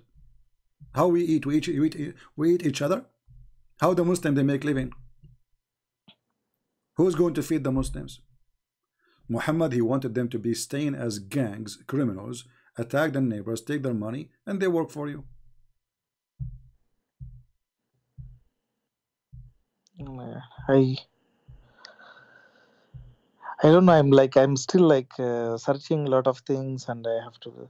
And my also, friend, I heard isn't this is enough for you? Isn't this is enough for you to know that first that Muhammad is not from God, because isn't it God? He wants us to do God send food to us, or we have to eat? We have to eat, right? God, he created this earth, and he said, go live there. So if all of us, we follow the advice of Muhammad, what is the result of this? What we will be eating? We will be eating each other. Isn't this alone proof that Muhammad is an evil man?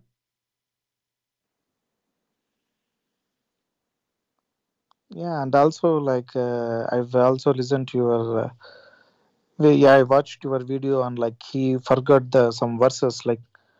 If you could forget the verses, then Quran also it cannot be preserved, as they say Lohe Mahfuz. Quran has been preserved in the Lohe Mahfuz. Nothing could be changed. I don't like these things. If secondly, why God wanna write in a tablet if he is God and nobody can see that tablet except him? I mean, isn't this is stupid alone? Because you see, God, he wrote tablet for Moses because he gave it to Moses, but Moses is a human. But God, he will write a tablet for him. Why? He have a short memory? Yeah, that's what. Why he need to have a, if I have a good memory now, if you give me your phone number, I do not need to write it down. Correct? We write down things for two reasons, either to transform the information to generation after us, and the other reason, we have a short memory. Doesn't matter how good your memory is, you will forget. So what kind of God he write his own book to himself? Yeah, and also regarding the prayers, I watched you saying that Quran only mentions to pray 3 times, but we've all been told that we have to pray 5 times a day. My friend, same time. What is the point of a praying 3 times if you are praying to someone you don't know? If I ask you who is Allah, do you have an answer? You don't know who's Allah. Yeah, it's there right from Surah Ikhlas. It's there right, like Allah is the one, and then He begets not nor His begotten. Hold on, but this is not about who is Allah. I'm asking you who's Allah. Don't tell me what He do, what He don't. This is not the question. So if I ask you who is Donald Trump, you tell me who is Donald Trump. He's a person we knew. Who is Allah? So you tell me Allah don't eat. Who care? Allah don't drink. Who care? I'm not asking you what He drink, what He eat. I'm asking you who is Allah. So obviously Muslims, they have no idea who is their God. Or what they knew, that Allah don't have kids. But this is even the one, this one is a lie. Because the Arab before Islam, always they have children for Allah. Did the Muslim ask themselves, why the Arab they believe that Allah have daughters? Obviously there's something behind the story. How Allah have 3 daughters? From where those? And not only that, Muhammad he have expedition. He sent a guy, his name is Khalid ibn al-Walid, to kill the daughter of Allah.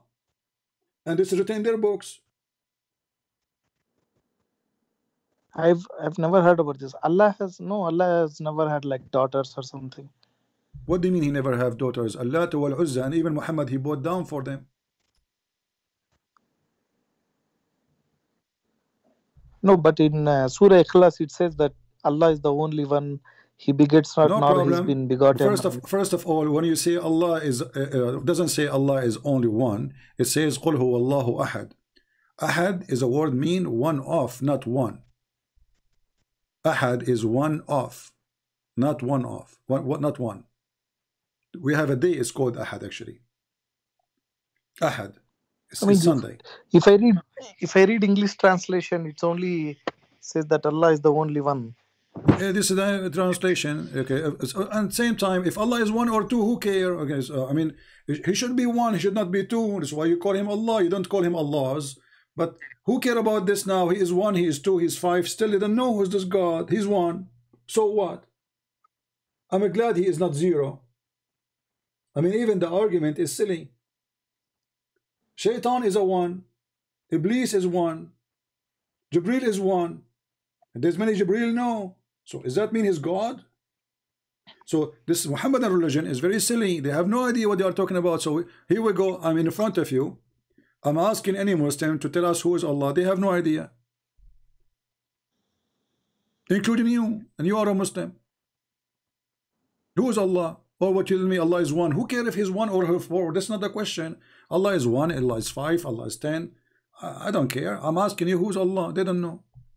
No, I mean, it's not that like He's only one. He's the creator. Like No, He's not the creator, because the Quran confirmed that He is the best of the creators. So the Quran itself proved Islam to be false. Because if there's other creators, that means Allah is not really the God. There's many gods. And if Allah, He says He is the best of the creators, well, He is saying that about Himself. You know, if I say I'm the best in the world, you will take my word for granted? No. Because anyone will say that about himself, right? If you ask Zakir Naik, mother, she will say, my son, he is the most handsome boy in the world, you know. But obviously he's not, right? But because she is his mother, she say what she say. If we go in the Quran, and the Muslim they try to cover by translation, fabricating translation, says that Allah is the best of the creators. And this is a chapter 23, verse number 14. So, if the Quran says Allah is the best of the creators, how the Muslim they say Allah is the only creator? No, I mean it's kind of common sense, right? Like even if it's not, we have to know from someone else, but there might be some power, right? Like someone has created the entire world, and it's been this running is not a question, now. My friend, focus with me. I'm a Christian. I'm not an atheist. You're not talking to an atheist. I believe that God created everything. So this is not our topic now. We are talking about if Allah is the creator. Yes. Why He say is the best of the creators? Is He really the best of the creators, or He's lying? Because if there's no other creators, that means He's a liar. If I am the only student in a classroom, and then I say I am the best student, That's when I'm lying. I'm deceiving people, make them believe there's other student with me in the classroom, and then I became the best because simply I'm the best.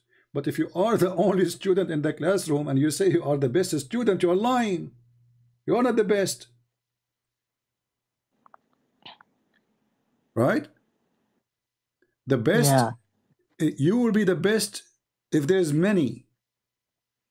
And you are the best comparing to them. So how Allah became the best of many when there is no many?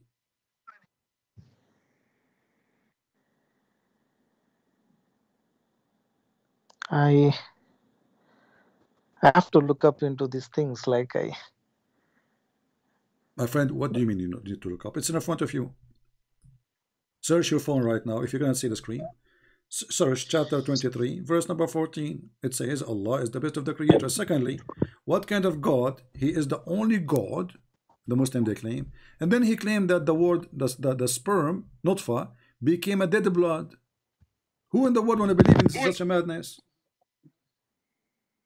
Sperm became dead blood? Is that what doctors they say? Is that what scientists they say? Is that what this is according to who? So the one who claimed to be a creator, obviously he did not know anything about his creation, because no one in the world believed that the sperm became a dead blood.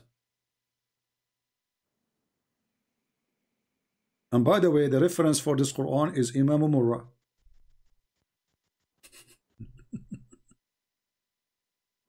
I learned from Imam Murrah what you can do about it, Muslims.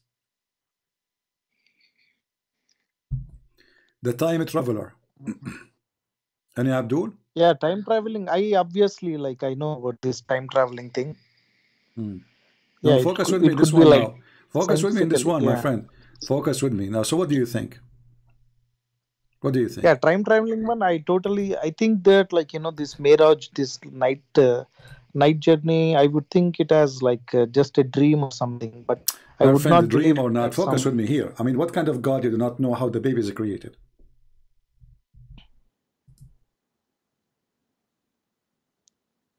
No, it might be just metaphorically. He might be saying What that metaphorically just he says? What metaphorically he says? And we made the nutfa into a dead blood, thick dead blood.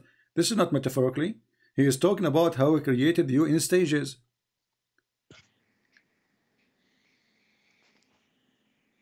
This is not metaphorically.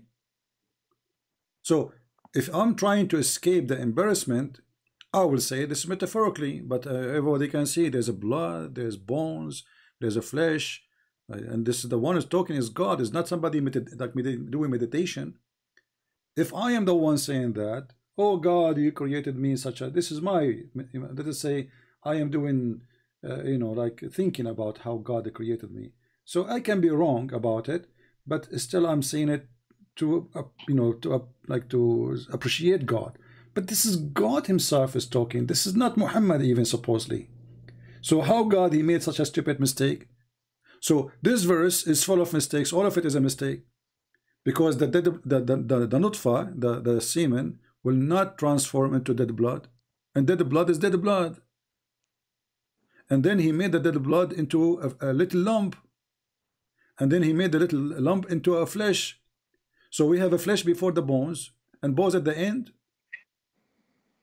And then we close the bones with the flesh. Okay, hold on. You just said we made the lump into a flesh.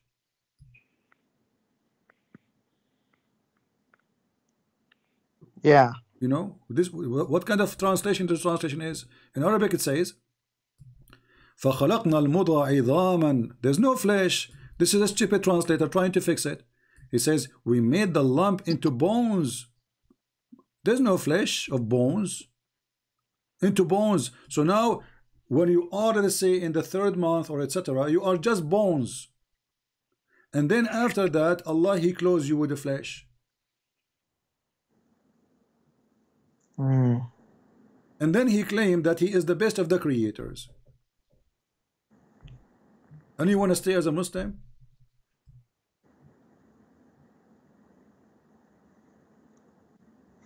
Yeah, and then I don't know. I'm too much confused about all this stuff now. Okay, so you want to be a Muslim or what? What is your decision? What do you think? I mean, why you are confused is clear. What the word confused doesn't make sense. This is a stupid statement. Do you have a grandfather? No, I mean he's no more now. Oh, he's dead? Yeah. I will tell you a story about my grandfather. I hope you will believe me. I should say that to you, between me and you, because this will end my career. I have a grandfather. He died. And he died, he was standing, holding a stick. You know, he have a stick, he's an old man. And then after he died, he was dead like for a year. And then my grandmother, she entered his room, she talked to him, he don't answer. The maid, she entered the room, he don't answer. He have like people work for him, they come to his house, they talk to his room, you see him standing, you know, he don't answer. For a year, brother, and nobody noticed that he is dead. What do you think about such a story? Do you believe me? No, never. I would not believe that. That's why not? It's a true story. I swear by Allah, it's a true story. No, how could she believe that? Like he's still like it's like 1 year. How can we know? It's normal. It's normal. The guy is standing because he's standing. So my grandmother, she entered the bedroom. She found him standing. She talked to him, honey, do you want to eat? He don't answer. So it's okay. You don't want to eat. Okay, take care. You know. So she kept doing this every day for like 365 days. And this is normal in the Middle East, by the way. I mean, it happened all the time. So, but because he's holding a stick, nobody noticed. And then after like 365 days, the termite, they ate a stick and he fell down. And then we noticed that he is dead. So you don't believe it, this story? I cannot. Like, if he was dead already, he would decompose, right? Yeah, but he's holding the stick. No, I mean still, like the body, it will decompose. Like when he's dead already, like body will decompose eventually. So, are you saying that my story does? You are hurting my feeling now. You are saying my story does not make sense, and I'm lying. No, I mean that's how the logic. Like it's not. Yeah, I mean I'm just being honest with you. Yeah, well, I appreciate your honesty. Looked like my grandmother, she lied to me because I wasn't there, to be honest with you. But she told me that the neighbors came, that everybody came to talk to him. The guys who work for him, they came to pay him back the money. The one who borrowed money from him, he came back, and you know, he never answered, but nobody noticed because he was handsome, by the way. And he was standing tall. He's like 10 foot tall. Actually, they say he's taller. But he's holding the stick and his eyes is open. And looked like he was not decomposed for a year. So you don't believe this story? I cannot believe this. Okay, but this is in the Quran. Oh my God. Yeah, chapter 34, verse number 14. I learned this story from Imam Murrah. Can you tell me the words? Like I will look. Quran, which chapter? Which chapter? Chapter 34, verse number 14. 34, verse number 14.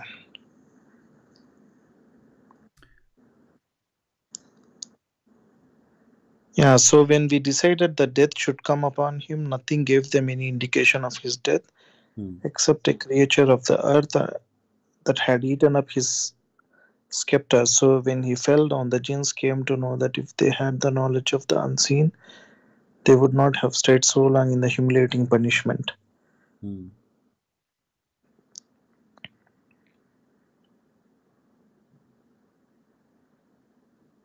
What do you think? They want to notice that he is dead. Even the genie did not notice. And if you read the story behind it, we will find that the guy is always dead for a year and nobody noticed, brother.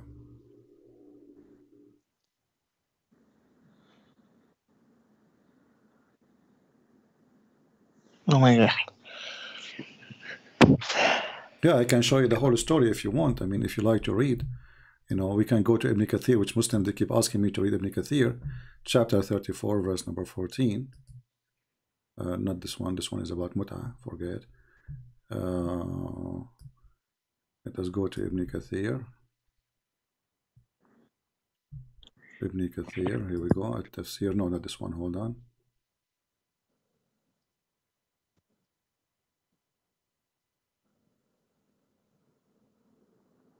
All right. And we will see, because now the Muslim, they will say it's not for a year, you know, it was for 12 months. You know, that's what Muslims do, you know, when they refute me. You know, they say it wasn't for a year, it was 12 months only.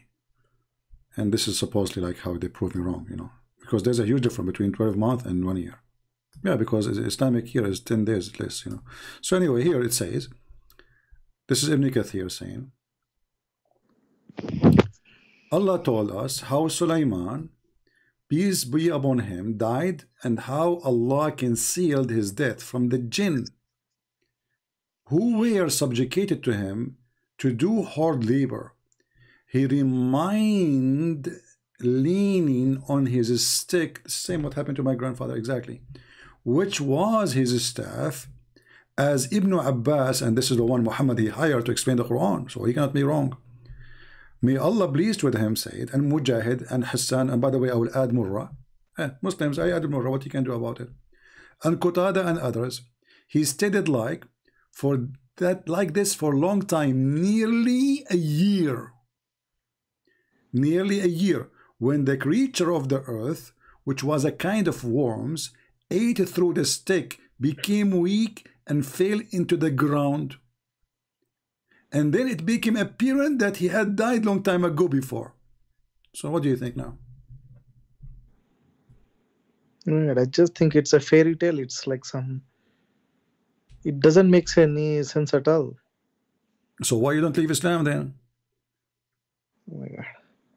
Well, this is the Quran. I just showed you the Quran, and now this is the explanation according to the scholars. The guy is dead for a year, leaning on his stick, and nobody noticed that he is dead, until the termite, they ate the stick. And this is why if I die, I'm going to go live, by the way, and nobody will notice I'm dead, because I'm going to die holding a stick standing. For a year I will have live broadcasts, and not a single Abdu will notice that the Christian prince is not talking, he's not blinking, he is not doing anything, and they will think I'm alive. I mean, how in the world does this story work? The guy is dead. You just said he would decompose. In 2 days, his belly will become like a pregnant woman. He will have a gas. He will start farting. He will collapse. What a stick. What a stick will do. I mean, how stupid, how mad Muhammad is. This is Quran. This is God is talking. And then the Muslim says, search for a Christian prince exposed, brother. Search for a Christian prince. Who is exposed? Look at here. I'm not a prophet. You Muslims are desperate trying to refute me. I laugh at you. I use your books and you say to me, is Ibn Kathir your teacher? Ibn Kathir is your teacher, not mine. Is Imam Murrah is your teacher? I'm going to destroy your career. Thank you very much for destroying my career. You mentioned something to me. It's very funny and we are laughing at it. So my friend, why you don't leave Islam? Yeah, I mean, like, I need some time. I have to. My friend, you just say this is stupid, and you were when I told you this is a story of my grandfather, you laugh at me. You hurt my feeling. Why you don't admit that this is stupid and they cannot be from God? So why you need to think about it? No, I mean this interpretation, like that. I told you maybe this interpretation. Who cares about the interpretation? I show it to you from the Quran. I show it to you from the Quran. Is the Quran interpretation too?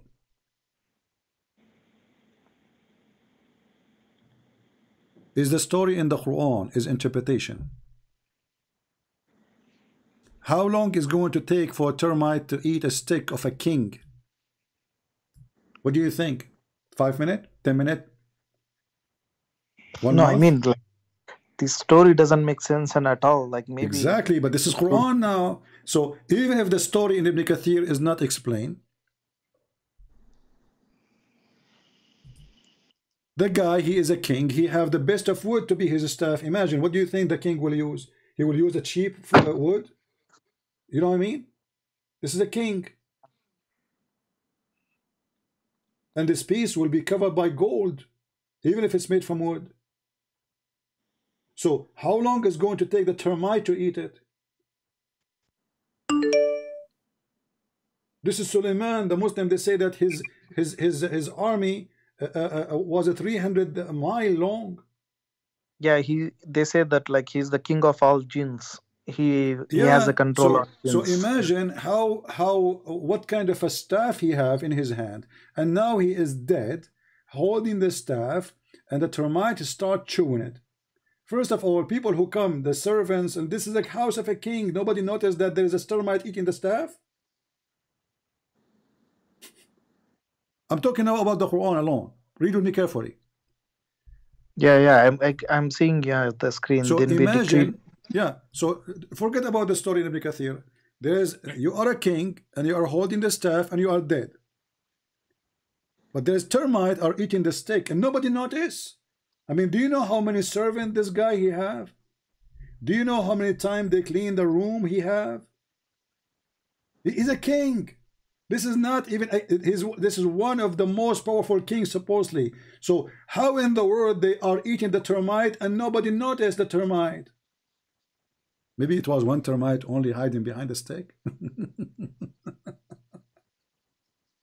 Or maybe, you know, the termite, each time they open the door, they run away like a Mickey Mouse, you know, like they hide. What do you think?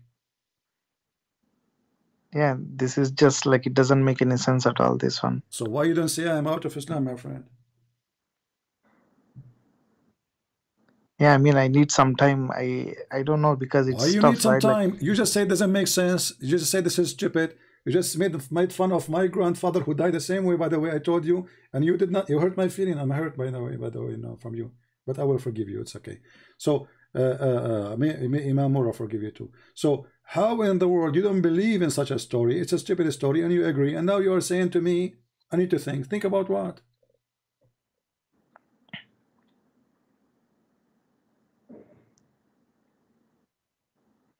Yeah, I mean, I don't know, like. Just say I am out of Islam, my friend. Be brave. I mean, I need some time. Maybe I'll get in touch with you in a couple of days. Like, why the story? Are you waiting for the termite to come to you? No, I mean, Be honest with me. Do you have a steak at home, and you are going to try it? I think you are going to do this. You are going to bring your grandfather. Listen, I got it. I think you are going to bring your grandfather back from the grave. You make him stand, hold the stick, and see how it works. Is that what you will do? No, I mean, yeah. Let me look into this what thing. What look into? I mean, it's in front of you, my friend. What's wrong with you? Why you I mean, this thing I'm 100% sure. Like, but I just can't. If one thing is obviously a lie, isn't it clear that the rest is a lie too? This is God talking. If Muhammad he lie about this, well, Muhammad is a liar then. Doesn't matter if he lie in 2 or 4 or 5 or 7. Lie is a lie.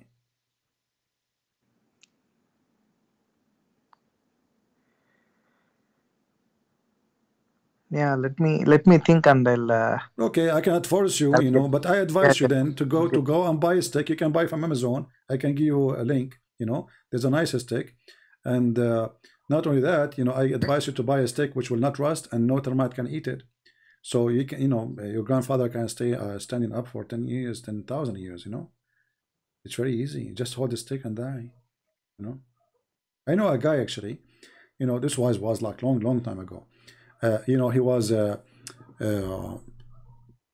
walking down street, and he's old. He's like 3,000 years old, and he's holding the stick in his hand. And then suddenly he stopped walking. At first, in the beginning, we thought that the battery is off because he have a battery for his heart. You know, don't take me wrong. So, and then nobody know that he's, you know, people go, people die, funeral walk by, generation after generation after generation. And then nobody noticed that he's dead. Why? Because he was holding a very good quality stick. So my friend, it's time for commercial break. So if you want to live and stay alive for a long time and nobody notice, you are dead, but nobody will notice. Brother, buy a stick which cannot rust and no termite can eat it. What do you think? No, it's not like. What do you mean no? You are hurting my feeling now. Really. You don't believe the story of my grandfather, which is taught to me by Imam Murrah, and you don't want to, you know, to give me a solution then. So what we will do, you know, the guy, he is holding a stick and he is dead. You know, this is a true story. You know, I'm not really happy with the what you are saying, because you should be a believer and you should accept the truth that this is absolutely a correct story. You know. No, this story, I cannot accept this story because it doesn't make any sense at all. Then you don't accept Islam then. Do you accept Islam or you don't? That I cannot just say like I still have to go through. But you just said you don't accept the story, so you don't accept Islam. This is the story of Islam. This is the God of Islam. So do you accept the story? You said no. So you just told Allah you are a liar. And you're not in the same time by saying that you said Muhammad is a liar too.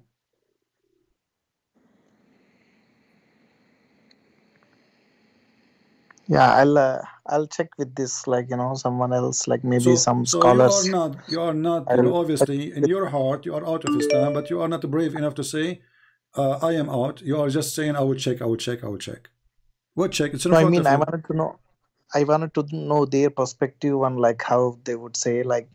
But they will say, I just showed you Ibn Kathir. Who is higher, Ibn Kathir or this guy Abdul, who is, you know, you don't even speak Arabic? Who is higher, Ibn Kathir or Al-Qurtubi or Al-Tabari or Ibn Abbas? Ibn Abbas, the cousin of Muhammad, the one who Muhammad prayed to Allah to make him the ink of the nation, which means the one who can explain the Quran.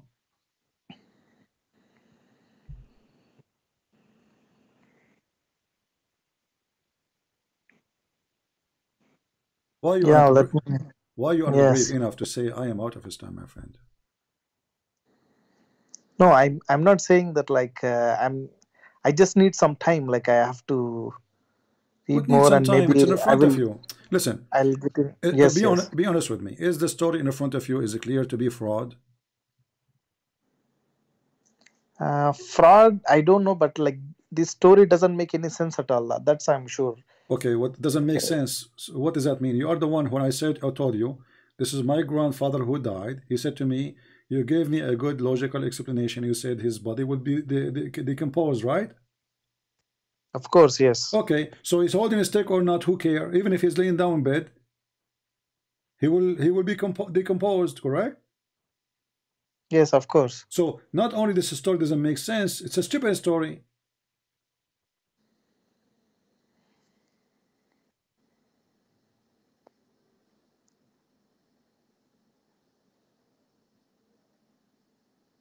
Yeah, I mean, I don't know, like I'll just I have to think, like maybe. Okay, I cannot force you. Obviously, you are I don't know, maybe you are afraid to say live on air that you are out of this garbage. But my friend, obviously you are out for me, and I'm happy for you that you are out of Islam, because obviously you don't believe in the garbage of Muhammad. There's anything you want to say to me?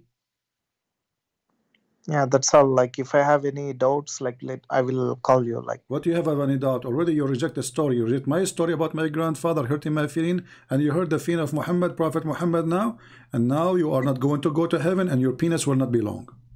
I feel sorry for you, because the Prophet, he promised the good believers their penis will be endless. So now you will not have the good penis, and you will not have the virgins who they are waiting for you. And each time you make them lose their virginity, Allah will make them virgin again. You know, there's a Chinese product, by the way. It's very well known in the Middle East. They call it virgin again, made in China. You know, they use it there because all of them, they are virgins. All of them. They have zero non-virgin in the Middle East. Zero, trust me. Very decent. Yeah.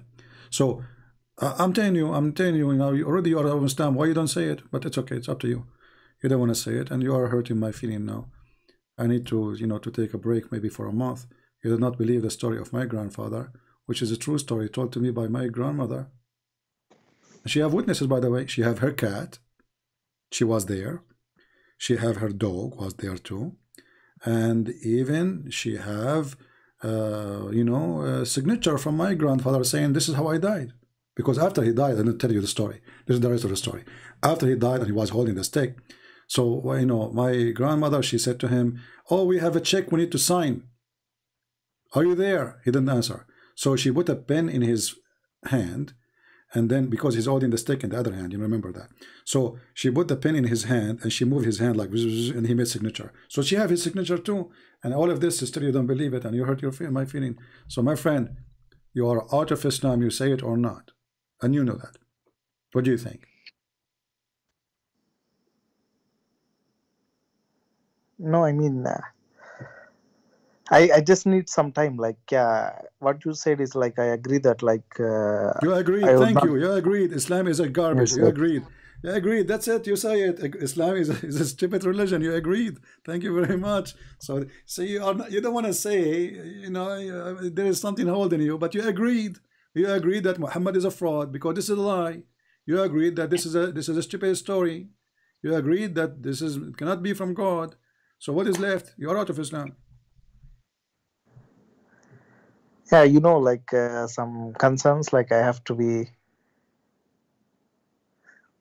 My friend, I'm happy for you that you left Islam.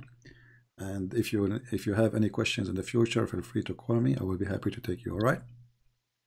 Okay, thank you very much. Okay, thank you. Ex-Muslim. Thank you very much for your Change time. your name. Okay. Make it ex-Muslim. Ex-Abdul. Take care. Okay, thank you. All right. He called as a Abdul. He left as an ex-Abdul. Do we have any Muslim? Any Abdul? I mean, what I hate about people, really, they don't really respect my true stories. Like the story I told you about my grandfather. And by the way, the story about my grandfather is mentioned by Imam Murrah. I will make you Muslims pay for Imam Murrah. Just wait. Who is the one behind this story? Imam Murrah.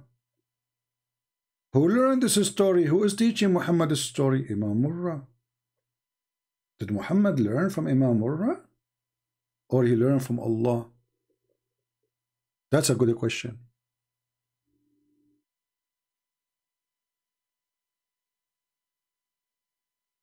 Do we have any Abdul?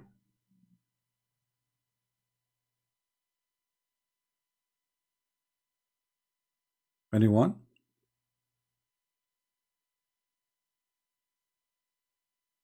And I don't know why they don't believe my story. I mean, my story is even make more sense than the story of Muhammad, you know.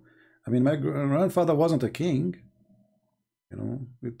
We can make it work, but this guy is a king. He have ministers. He have, you know, he have armies. He have army generals. You know, I mean, all those people who they are under the authority of the king, they did not notice the king is dead. I mean, let us say a guy, he is there sitting in a chair for 8 hours. You talk to him, he don't answer. You put your hand in front of his face, he don't blink. Do you need to be a genius to know that the guy is dead?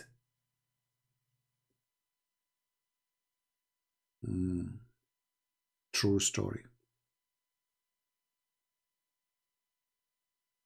And you know the funny, the Muslim, they get upset when I call them Abdul. When they are the one who, when they call me, you remember the Sheikh Abdul Wadud? Even his name is Abdul Wadud.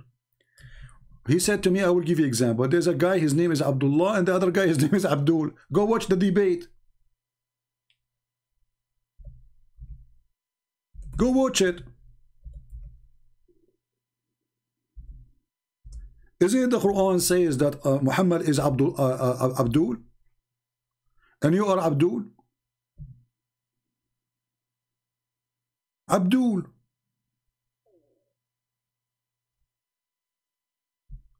The religion of Abdul. Who is a Muslim would like to call us one more time? We will take one more call. And did we have a good time, guys?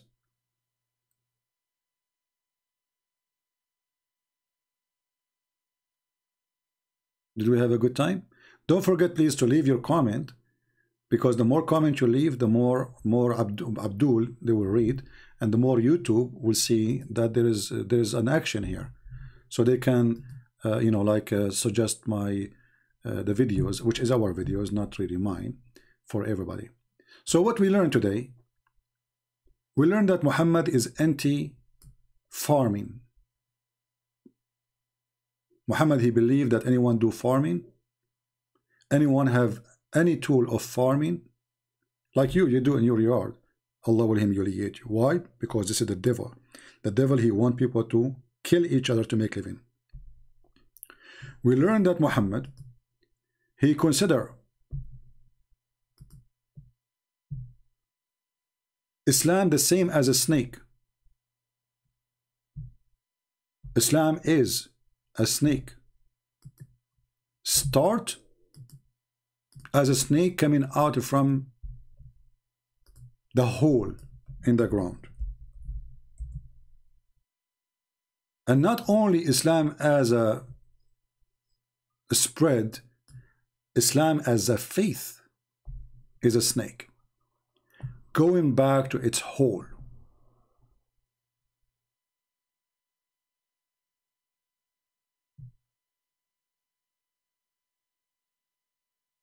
I find it very, very nice of Muhammad to describe his religion as a serpent crawl back into the hole, which is the where this is coming from.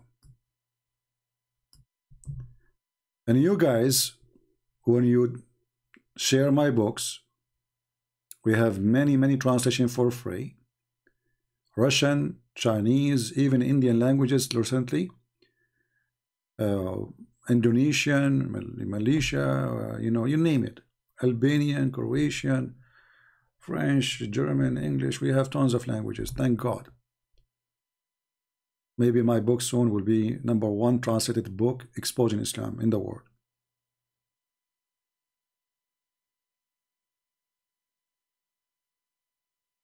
We are together putting the serpent back in its hole. And the devil, he speak of knowledge. The devil Muhammad, he speak of knowledge. He knew this is what will happen. When the Muslim, they say that Islam is dying, the truth is Islam is dead already. It's not dying. But now it is time for Islam to go back to its hole, because what is left is the tail. Or maybe the head.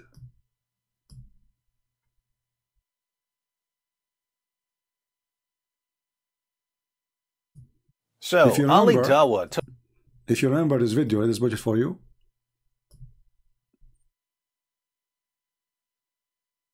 Where the Muslims cry out for the numbers of people who leave Islam every day.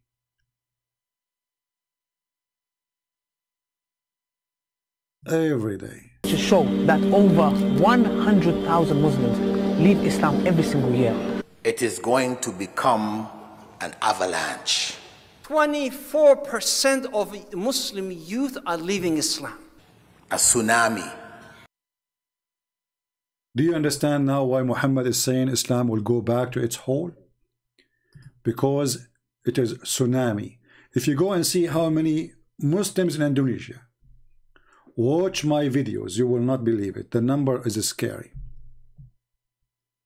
It's very strange that #1 people who watch my videos in the world, they are coming from the biggest Islamic country in the world.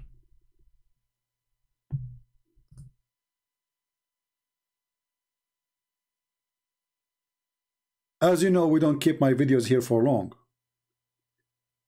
But if you go and see my videos in the Indonesian channels, you will find 1 million view, 900,000 view, 600,000 view. Where are those people coming from? Indonesia. Islam is going to go back in the hole soon.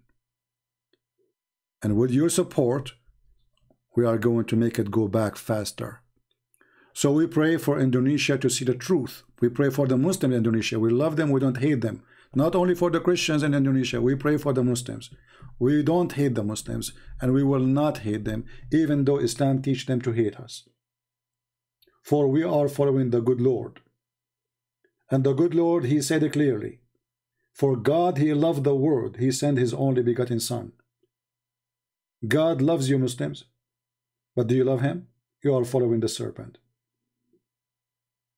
You are worshiping the wrong person who created you.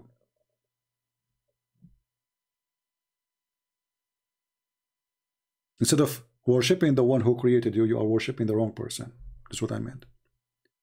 So remember carefully, all what Muhammad said, if the Muslim, they will say Muhammad is wrong about Islam, will go back to its whole. That means the Muslims are in denial of their prophet too. They don't want to believe their prophet because their prophet bringing embarrassment for them. And now what the Muslim, they will say? They will say, CP, the one who said this hadith, he's reported from this guy to this guy to this guy. But Muhammad ibn al-Umari, he's very well known to be a fraud, brother. This is why we don't accept this hadith, but this is in Sahih al-Bukhari. This is in Sahih Muslim. What's wrong with those people? Anything is an embarrassment, they deny it. So I want to say thank you for being here. I hope we had a good time together. Don't please forget to share the link with everybody. Let everyone see the truth, and the truth will set them free. Make comment, because that will increase the view too. And I want to see people not saying thank you, CP. Please don't thank me. Say thank you, Lord. Thank you, Lord, for you gave us knowledge. Thank you, Lord, for you gave us tools to know knowledge. Thank you, Lord, you provide us with people who share knowledge. Thank you, Lord. There's only one to thank. No man you should be thankful for. Thank you, Lord. So don't leave a comment saying thank you, CP. I want people to leave a comment. Smart one can help somebody else.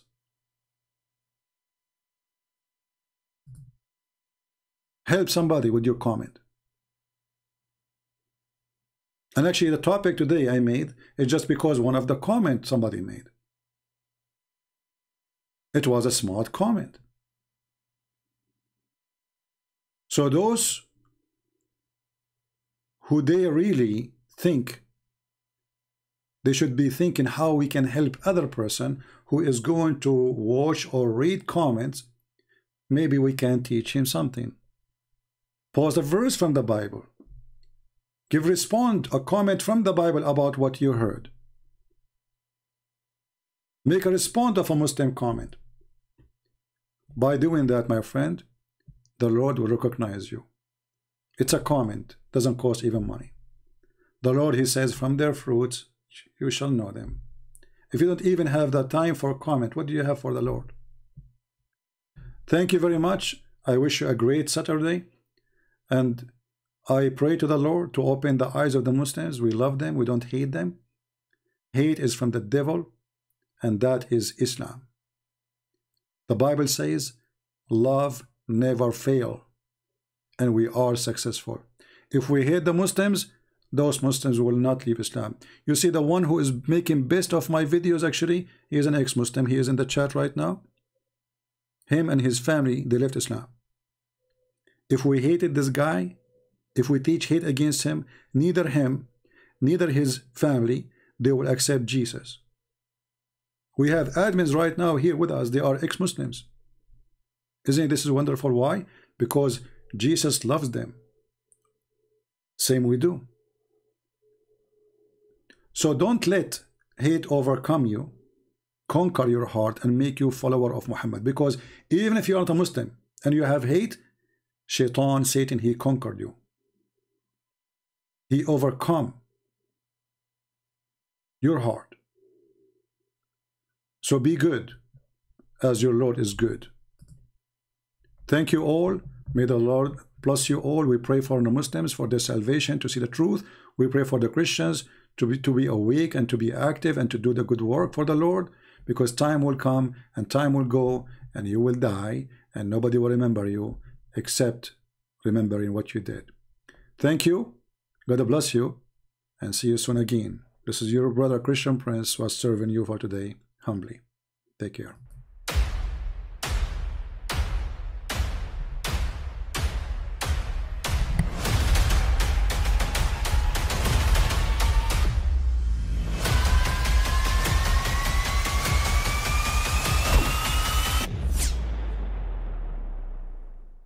But I mean, again, he doesn't know who Gabriel is, right? Because he didn't come from an Abrahamic faith. The people of Mecca were pagan. The Quran is mentioned, if this book was from other than God, they would have found in it many contradictions. If a book is without contradictions, that has no bearing on whether it comes from God or not. I've had phone books that are inerrant, but I certainly don't think God gave them. That we believe without understanding. The brother asked a very important question, that most of the scholars say that listening to music, watching movies, and most of the television programs, they're haram. So how can we have fun? Let me tell you, brother, at the outset that having fun is permitted in Islam as long as the fun is halal fun. That the standard narrative has holes in it. The Prophet tells us because Satan or the devil sleeps over our nostrils. Those who oversleep and not pray Fajr on time, Satan urinates in their ears. I really do think Jesus was crucified and that he really was dead and buried. He thought that he was a son of God in the sense that he was specially chosen by God. I think Jesus really did think he was going to be the Messiah, the future king of Israel. I mean, that is, after all, why they crucified him.